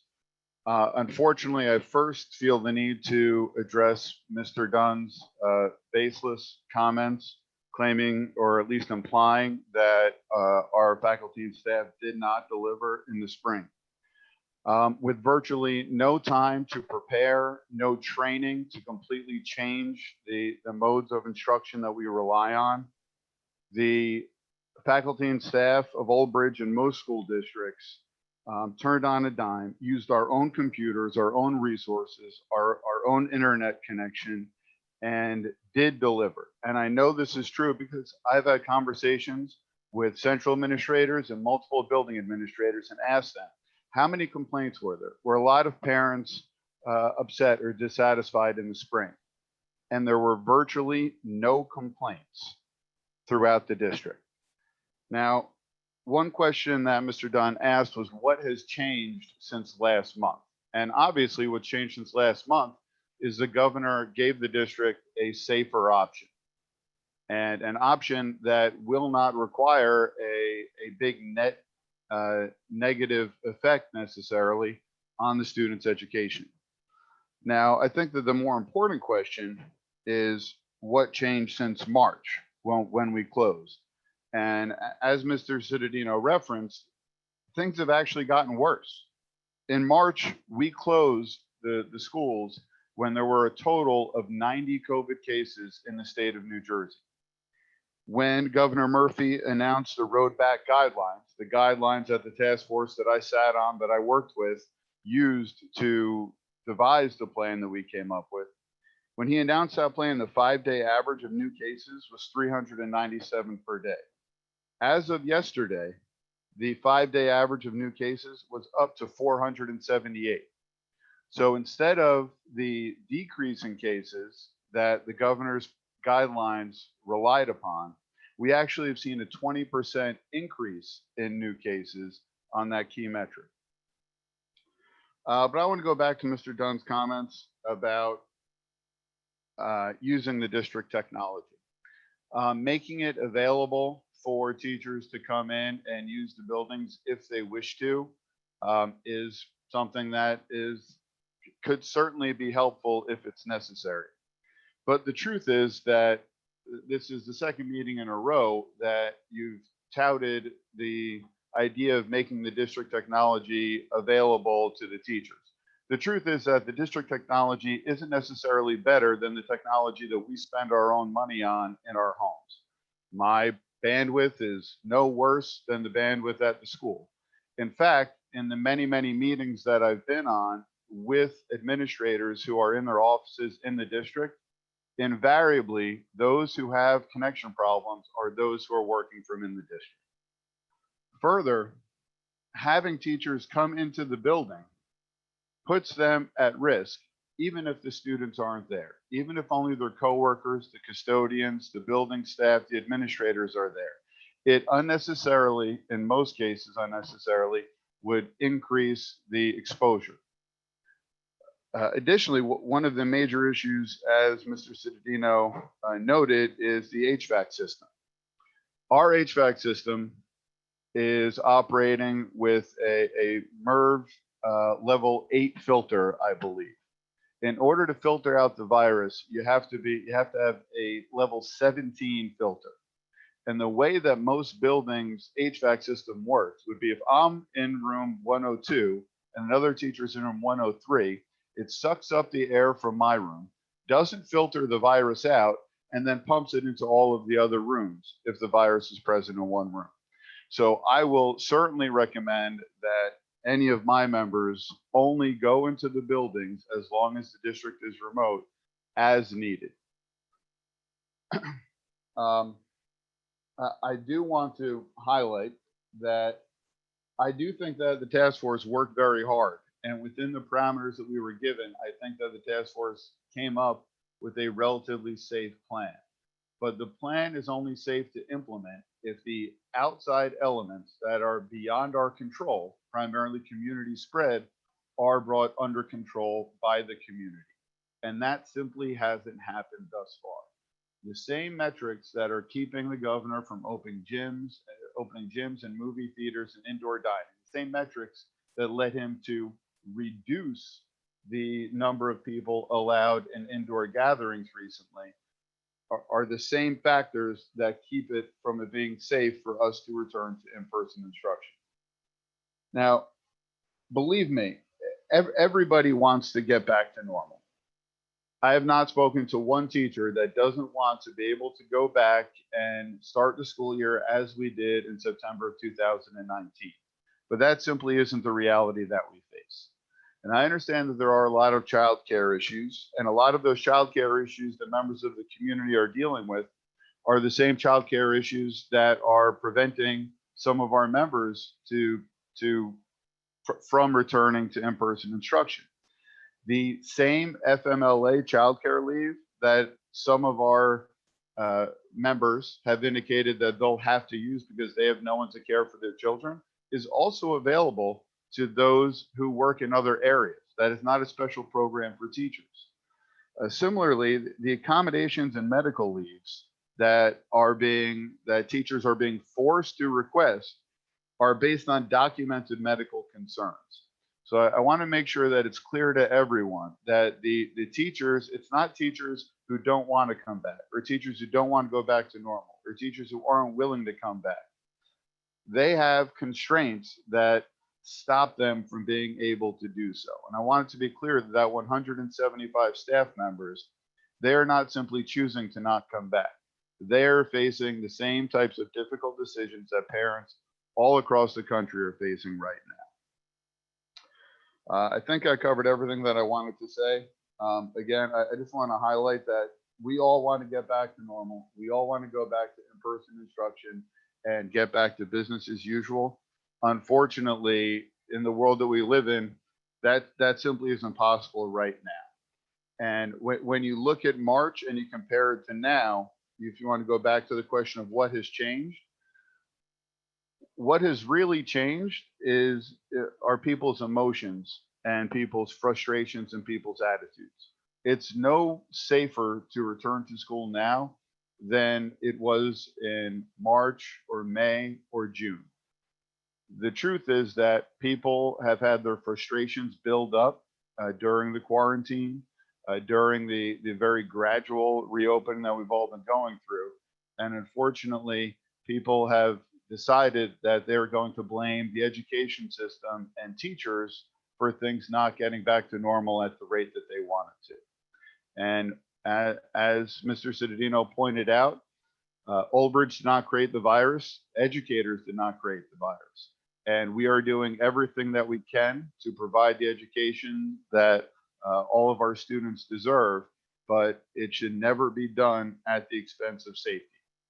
And Mr. Cittadino, as he mentioned, is going to have to sign a certification that everything has been done to make the schools safe before we can return to schools. And I think that any board member who is going to push him to open schools any sooner than he is comfortable with doing it should sign their name right along his and should be ready to stand up and take responsibility when a teacher catches COVID and falls ill or passes away, or a parent passes away, or God forbid, it happens to a student. Because that is the decision that's being made here. Are we going to risk someone's life in order to try to force our way back to a normal that doesn't exist right now? Thank you for your time.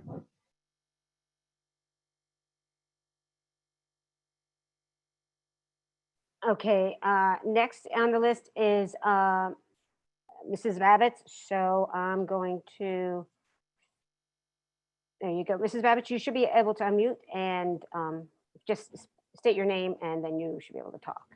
Hi, good evening. I'm sorry. Good evening. Can you hear me? Yes, yes, we can. Hi. Thank you. Hi, good evening. This is Stephanie Babbitts. Thank you for the update. My question is, will this, Dr. Tui, will this information be updated? Will this presentation be on the district website? Yes, Like when, tonight or tomorrow? probably tomorrow. Okay. And if the parents of children with receiving special education services have questions, are case managers still not, are they still out and unavailable? Should they be directing their questions to you? We have case managers assigned to each building for the last 2 weeks of the summer to address any concerns that come up. I can funnel that information to them if the emails are sent to me. Okay, so I'll just encourage parents then to reach out directly to you because we have been getting a lot of questions, and I just wanted to say our special education parent advisory group still extends an invitation to you to speak to the parents directly because a lot of questions have been coming up. And that's all I wanted to say. Thank you so much and have a nice evening, everyone. Thank you, Mrs. Babbitts. Let's see. I just want to, there we go. Next is Ms. Walter. I'm going to, there you go. Ms. Walter, if you unmute yourself, you should be able to speak right now. Hi, can you hear me? Yes, we can. Hi, how are you? I actually have just like 3 really quick questions, and I'm hoping that they could be answered very simply. One, can teachers use Zoom platform instead of Teams, or are they dedicated to Teams?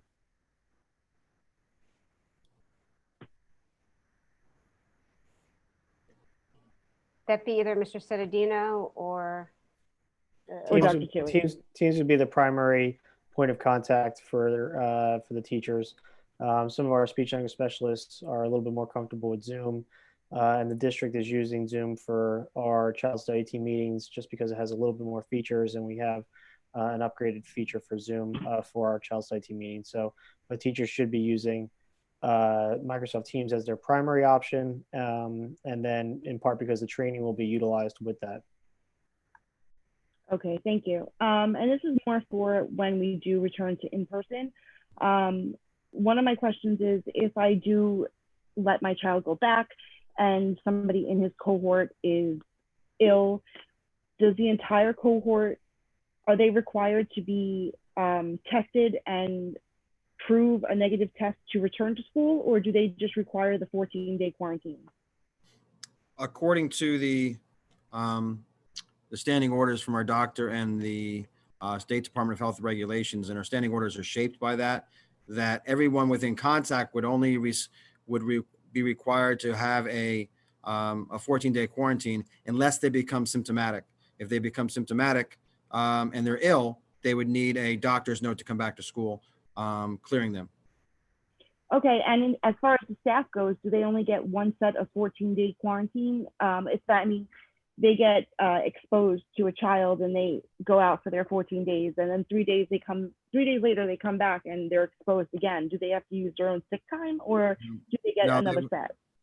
We would work with our staff members to make sure that their safety and health is not compromised and they don't unrightfully lose salary because of no fault of their own. They're exposed more than once. I appreciate that. And my last question is actually something that a lot of parents have been asking me, and I don't have an answer to, and it's a frightening term, the isolation tent. Mm-hmm. Some schools have been using the word isolation room, isolation area. For some reason, Old Bridge chose the word tent, and it brings very scary things to mind. So if maybe you can just elaborate on what that process would be, what it would look like for the child, and is it an actual tent? And I'm done with my questions. Right. So the isolation tent, the purpose of it is, if we screen somebody prior to them entering the building, the last thing we want to do is then bring them into the building to screen them further. So the isolation tent, a 10 by 10 tents, with their health professional there, then, so if they're initially screened and they have an elevated temperature, we're not going to just take that as the measure and call parents to come take them home.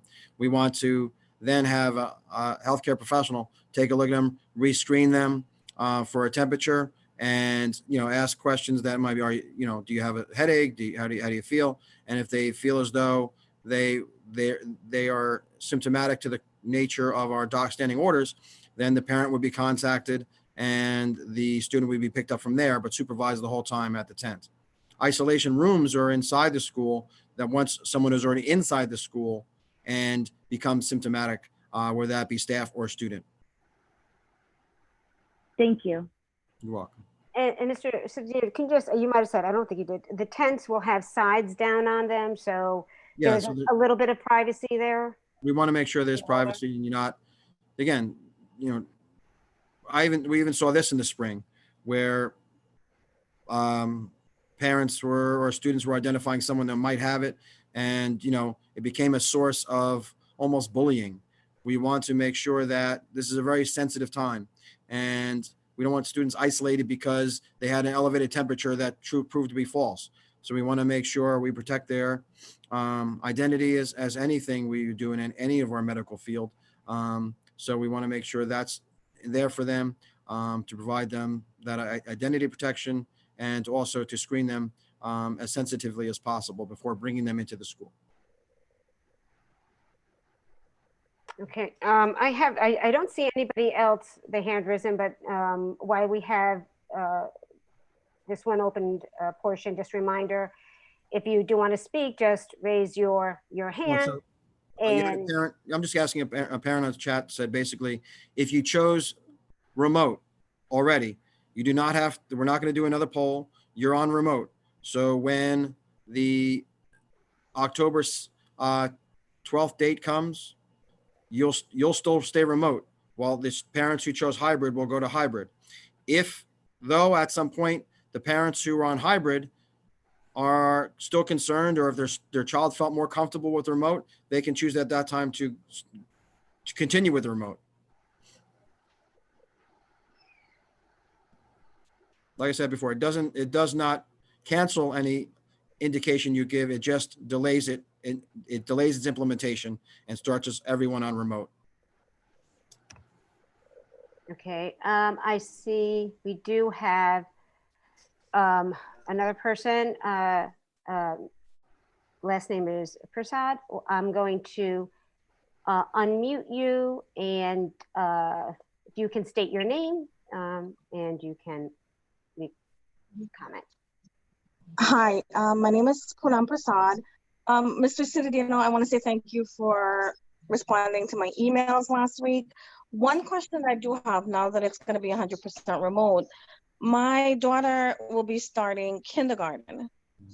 I'm kind of sad that she won't have that interaction with her teacher, but will there be like a tutorial for the parents as to how to get them onto Teams or whatever it is that they have to get onto? Yeah, so we're working towards kind of a kindergarten orientation for you at this point that would introduce new parents into what they need, and get them the training they need and the facts they need to be prepared once we start the remote, and kind of walk you through the kindergarten orientation process, but done so remotely. Secondly, will there be district-wide computers, or do I have to go out and buy another computer for her, or a laptop? No, we use the CARES funds and the digital divide funds that we were granted to provide a HP stream for every student. So we will make sure that your child has a device. Okay, that's it. Thank you so much for all that you guys do. Thank you so much. Thank you.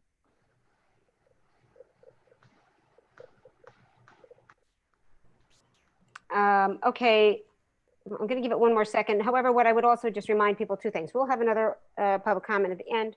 Also, as you have more questions, because I know this is, questions can come up later. We still have that email address, which is COVID reentry questions at obps.org. And as we said, we will post this presentation tomorrow. And there is a list of FAQs that we will update as things go along. But however, too, if you have questions, the building principals are in, so you can reach out to them. I know many people have sent not only the administration emails, but the board emails. We'll try to answer everything and get the information out there. And the other thing I would say is, I'm going to assume, when I looked at my calendar, it's 2 weeks away. I'm going to assume there's going to be more communications going out to parents with, information that's going on, when to pick up devices.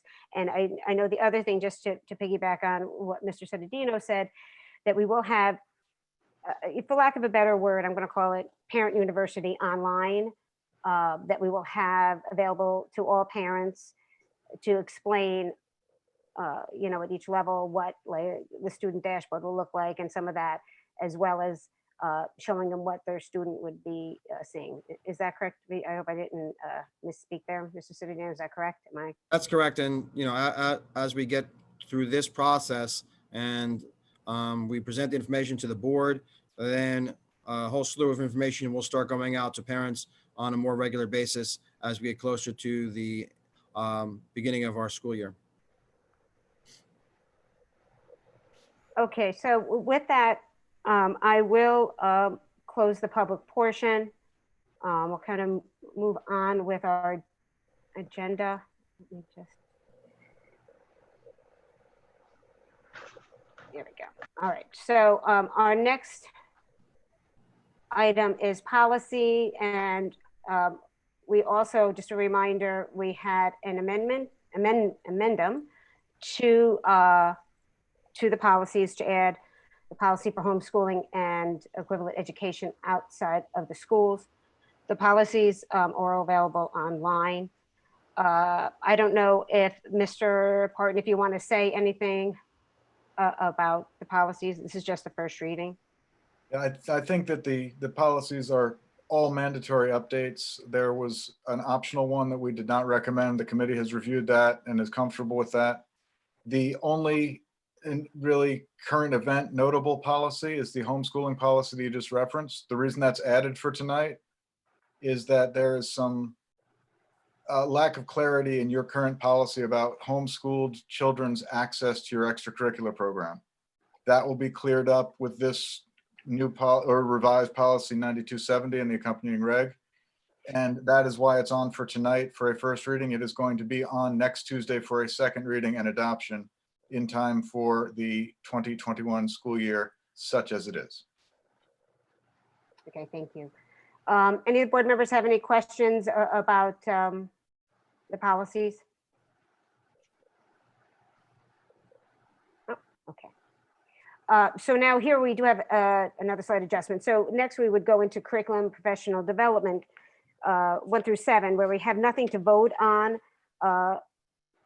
However, I would request, and I'm sorry to throw this at you, Mr. Mara, is if here we could take the roll for the board on the amendment. Am I not sharing the agenda? Let me try that one again. I thought I was sharing it. There we go. All right. There's the agenda. What I would suggest is that during this, if we can add a roll call to and add the amendment to the reentry plan under curriculum and take the vote here. So it's not on here, so we're gonna just kind of wing it. And if Mr. Romero, if we can just kind of maybe take one of the previous lists. Yeah, okay, I got it, no problem. So before we go ahead and do the vote, any final comments from anybody on the board? Just on the reentry amendment, and then we can go to any questions on 1 through 7.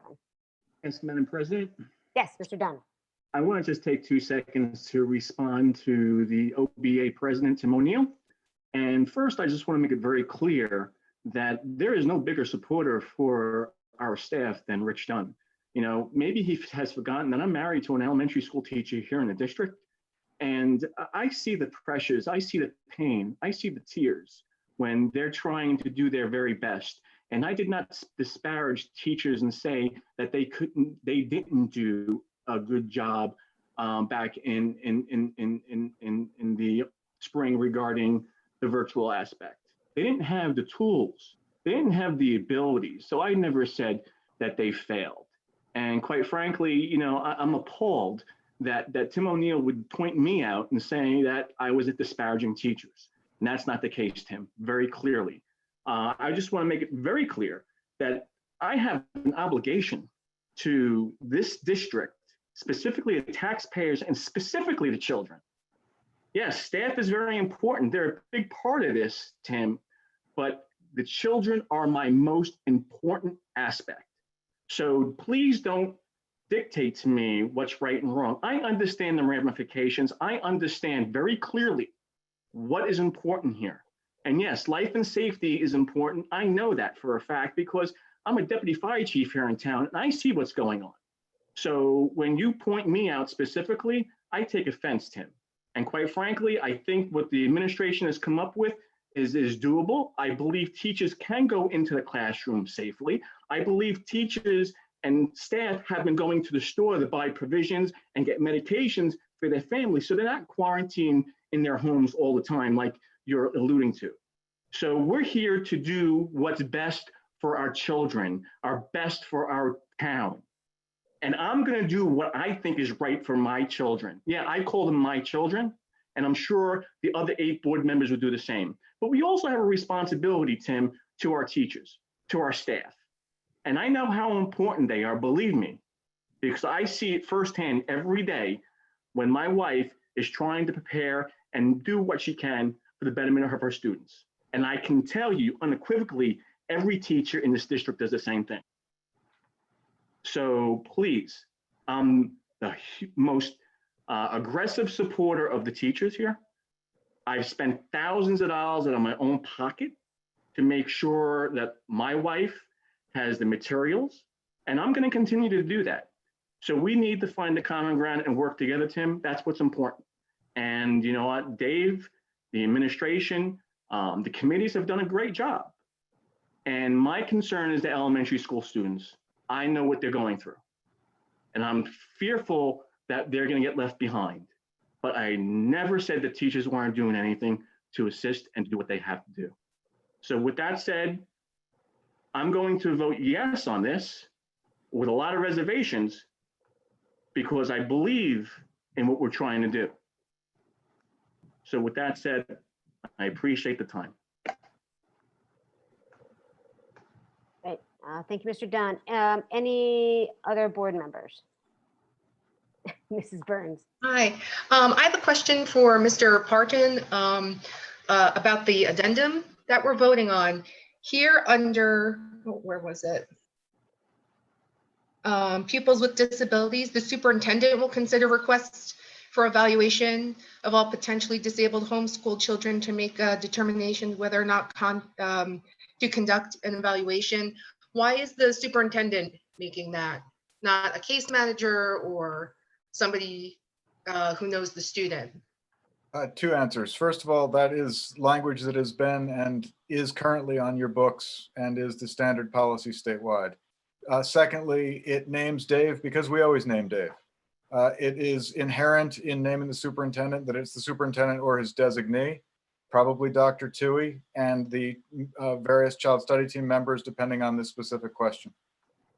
So it doesn't mean it goes directly to Dave. It means that it is channeled through the superintendent's office. Thank you for clarifying. Anyone else on the change to the amendment to the reentry plan?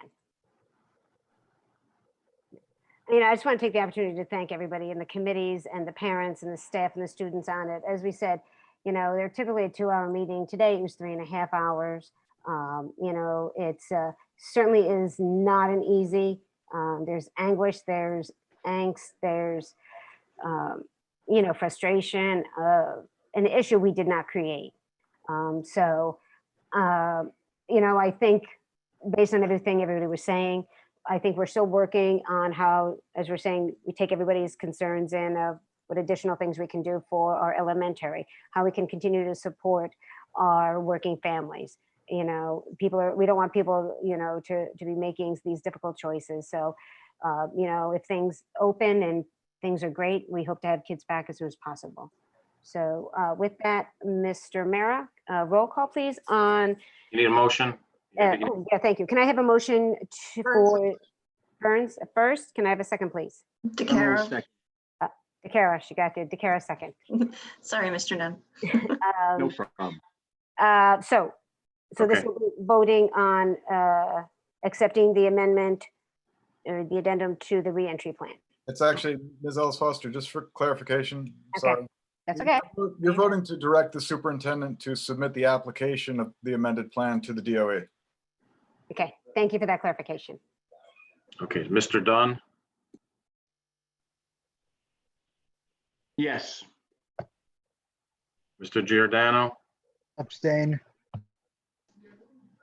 Mr. Solikowski,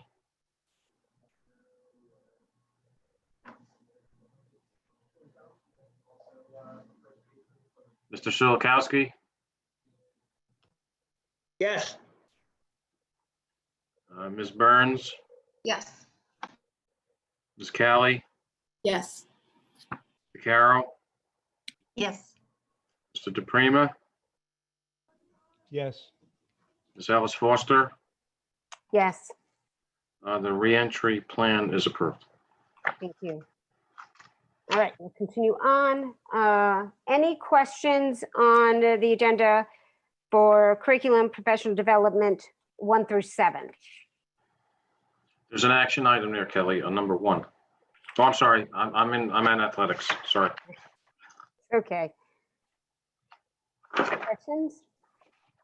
All right, so no questions. We'll move now to athletics, where we do have an action item. If I can have a motion to move athletics number 1. Callie will move. Ms. Callie, can I have a second, please? Burns will second. Burns second. There we go. All right. Any discussion?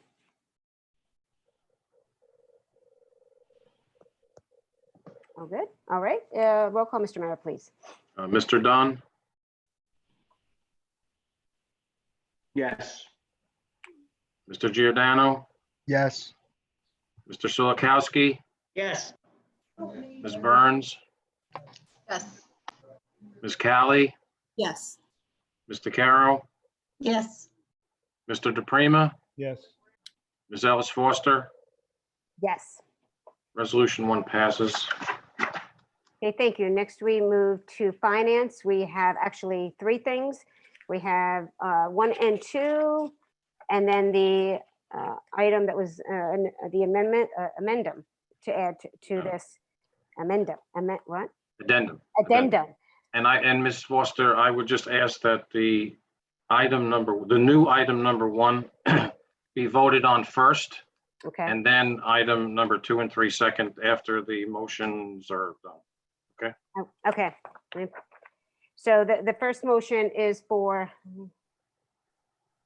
You do the motion for all of them, but just the voting should be for number 1 first. There'll be 2 votes, 1 for number 1 and 1 for number 2 and 3. okay. All right, so can we have a motion? I shared the wrong screen again. Oh, no, I didn't. Sorry. A rough night. There we go. So if I can have a motion for 1 through 3. Then we'll make a motion. Mr. Dunn, thank you. Can I have a second, please? I'll second. Ms. Callie, thank you. Okay, so we will be voting on, well, first, any discussion? Any questions? No. Okay, then first we'll move to the addendum. Number 1, yes. Vote on that. So roll call, please. Mr. Giordano, Yes. Mr. Solikowski, Yes. Ms. Burns, Yes. Ms. Callie, Yes. Ms. DeCaro, Yes. Mr. DePrima, Yes. Mr. Dunn, Yes. Ms. Ellis Foster. Yes. Okay, resolution 1 passes. Thank you very much. Okay, now we will go on. To 2 and 3, the bill lists. Okay. So Mr. Giordano, Yes. Mr. Solikowski, Yes. Ms. Burns, Yes. Ms. Callie, Yes. Mr. Carroll, Yes. Mr. DePrima, Yes. Mr. Dunn, Yes. Ms. Ellis Foster. Yes. So 1, 2, and 3 passed. Thank you very much. Okay, thank you, Mr. Mayor. Any questions on 1 through 19?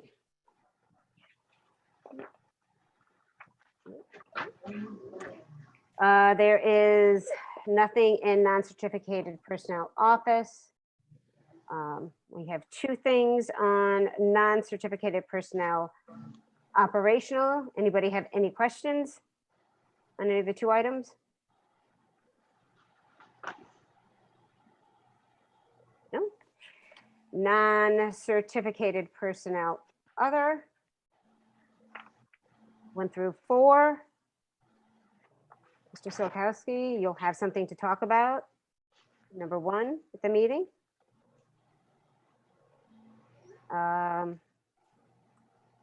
Any questions on any of the items 1 through 4?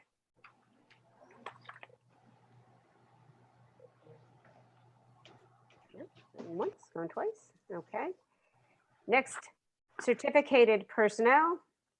There's nothing to vote on. Oh, yes, there is. Let's see, we're going to voting on number 1 through 4. So can I have a motion on certificated personnel 1 through 4? Burns will Giordano motion. Okay, Burns, and then second by Giordano. Thank you. Okay, any questions? Yeah, any questions, concerns, comments? Board members with spouses who are teaching staff members would need to abstain on number 3. Or immediate family members. Can they just say that in their vote opposed to separating, Mr. Burns? Yes, yes. Okay, if no questions, Mr. Merrick, we have roll call, please. Mr. Solokowski, Yes. Ms. Burns, Yes. Ms. Callie, Yes, except for 3, I'm abstaining. Mr. Carroll, Yes, except for 3. No, I don't have to abstain on that, do I? I don't think so. Mr. No. DePrima, Yes. Mr. Dunn, Yes, an abstention on point 3, Mr. Mayor. Mr. Giordano, Yes. Ms. Ellis Foster. Yes, Resolutions 1 through 4 pass. thank you. Any questions on the remaining items 5 through 31? Yes, we have 2 retirements coming up on this agenda, and I will discuss that next week during the regular meeting, and that's it. Great, thank you, Ms. Solakowski. Ms. Ellis Foster, I just want to make a notation on number 6A. This is not a new position. It is a change in the language, but we have a reduction in a Spanish position. We had a staff member leave last year that we were unable to fill and filled with the 6th period. And as of the end of this year, based on our numbers, we needed to, instead of filling the Spanish, fill the Mandarin Chinese, which we have a candidate as of today. So we will have a name on the agenda next week. And also we had a French teacher resign, and I interviewed and should have a candidate for next week in those 2 positions. So I just wanted to note that that's not a new position. And excuse me, on number 7, there are a couple of blanks there that need to be filled in. And I don't know if you want me to walk you through the remainder that have some blanks and just talk about them? Further down? Yes. Why don't we? Just tell me Okay. what number and I'll stop.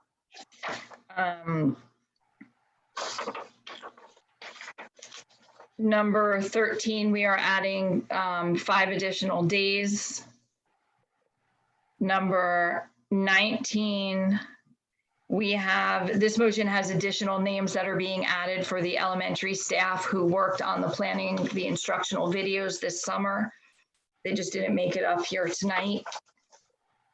And I also want to point out number 24. This is a group of staff members that are specifically going to be working to support the social emotional learning and the mental health of our students. They are a committee that has been established, and they will be using a tiered approach. They are, this is grant funded. So this is another opportunity for us. During the conversation earlier, we talked a little bit about the attendance and how follow up and supporting the students who maybe are struggling to sign in at a certain time. That's something that this committee will be able to work with, and they will be providing training and information to the remainder of the staff during the opening days. And the rest of the motions here are regular motions that we have every year for staffing coordinator positions, liaison positions. There are nothing out of the ordinary. Yeah, great, thank you. Any questions for Dr. Hoker? No? Okay. So we'll move on to non-certificated personnel transportation, 1 and 2. Any questions, comments? Okay. Next, supplies, equipment, and services. We have 3 items to vote today. Can I have a motion for items number 1 through 3? Burns will move 1 through 3. Burns, thank you. Can I have a second? Dunn will second. Mr. Dunn, thank you. Any questions? Comments, concerns? None? All right, then, if Mr. Mara, if we could have roll call, please. Mr. Dunn, Yes. Mr. Giordano, Yes. Mr. Sulikowski, Yes. Ms. Burns, Yes. Ms. Callie,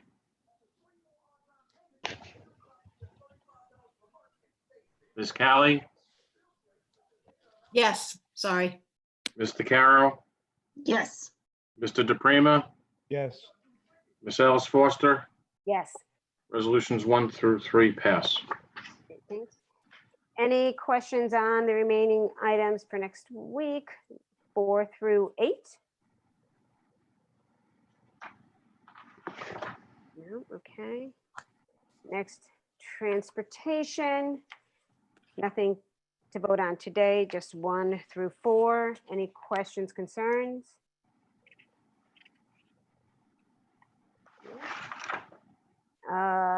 Next, miscellaneous.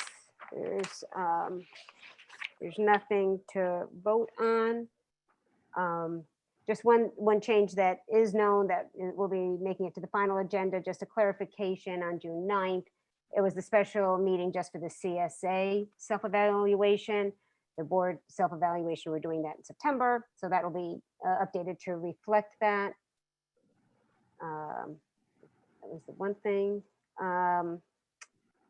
Any questions, concerns about 1 through 8?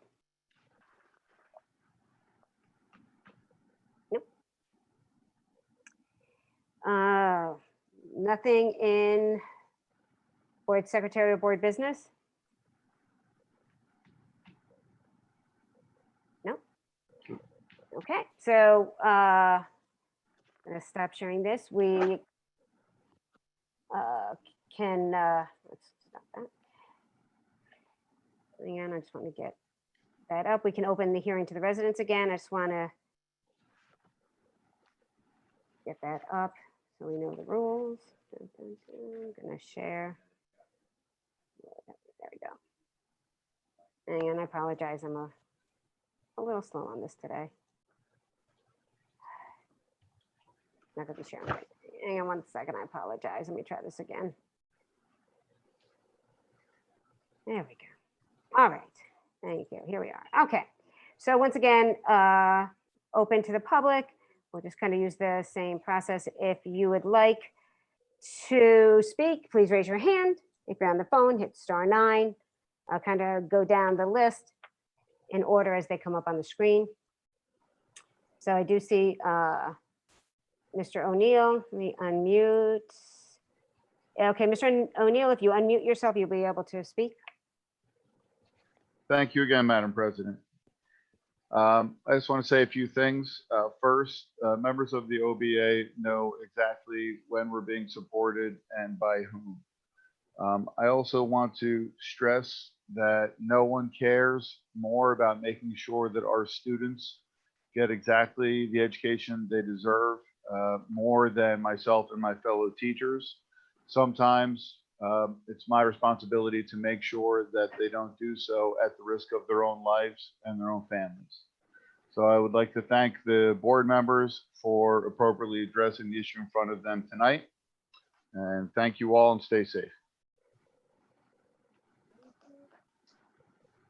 All right, let's see. Anyone else? If I'll just give it a minute to either raise your hand on the Zoom, or if you're on the phone, if you do *9.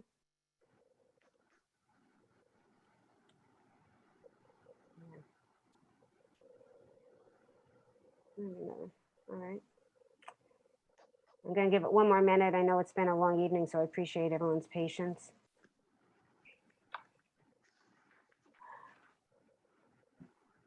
Okay.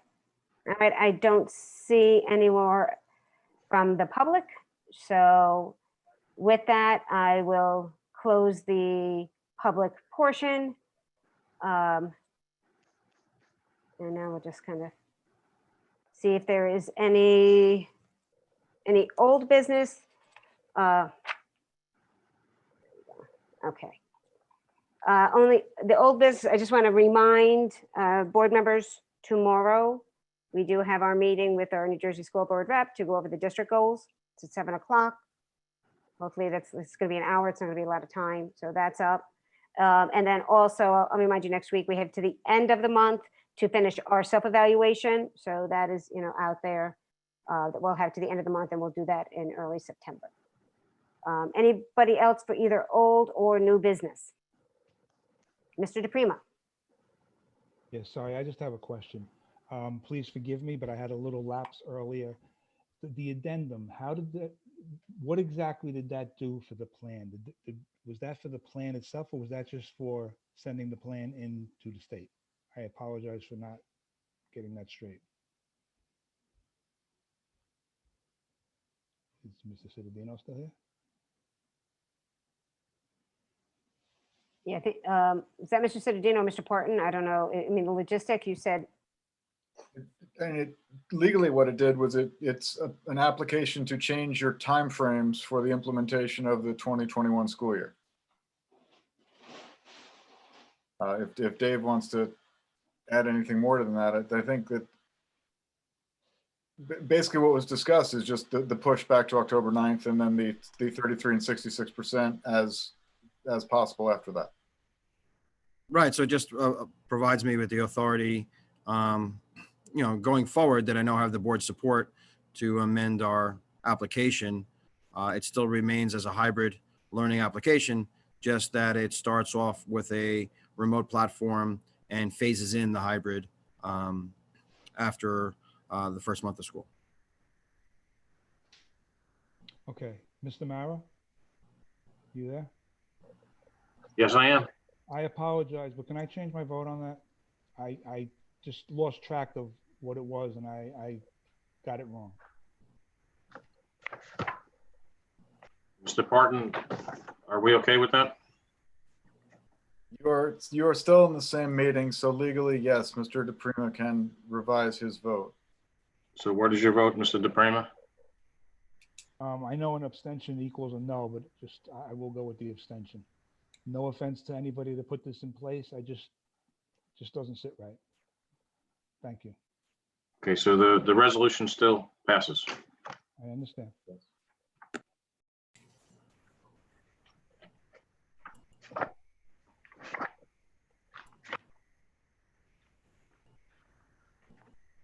Any other old or new business? No, okay. We'll adjourn the meeting. However, we do have to go into executive session. Mr. Parton. Yes, you need a motion for executive session for matters of property security and personnel. And just for clarification purposes, the board will not be out other than to adjourn after exec session. Okay, great. Can I have a motion for executive session? Callie will move. Ms. Callie, can I have a second, please? Dunn will second. Mr. Dunn, thank you. All in favor? Aye. Aye. Opposed? Abstentions? We're going into executive session at 9:45. Okay, thank you, everyone, and please stay safe. And again, remember, if you have any questions, please just use the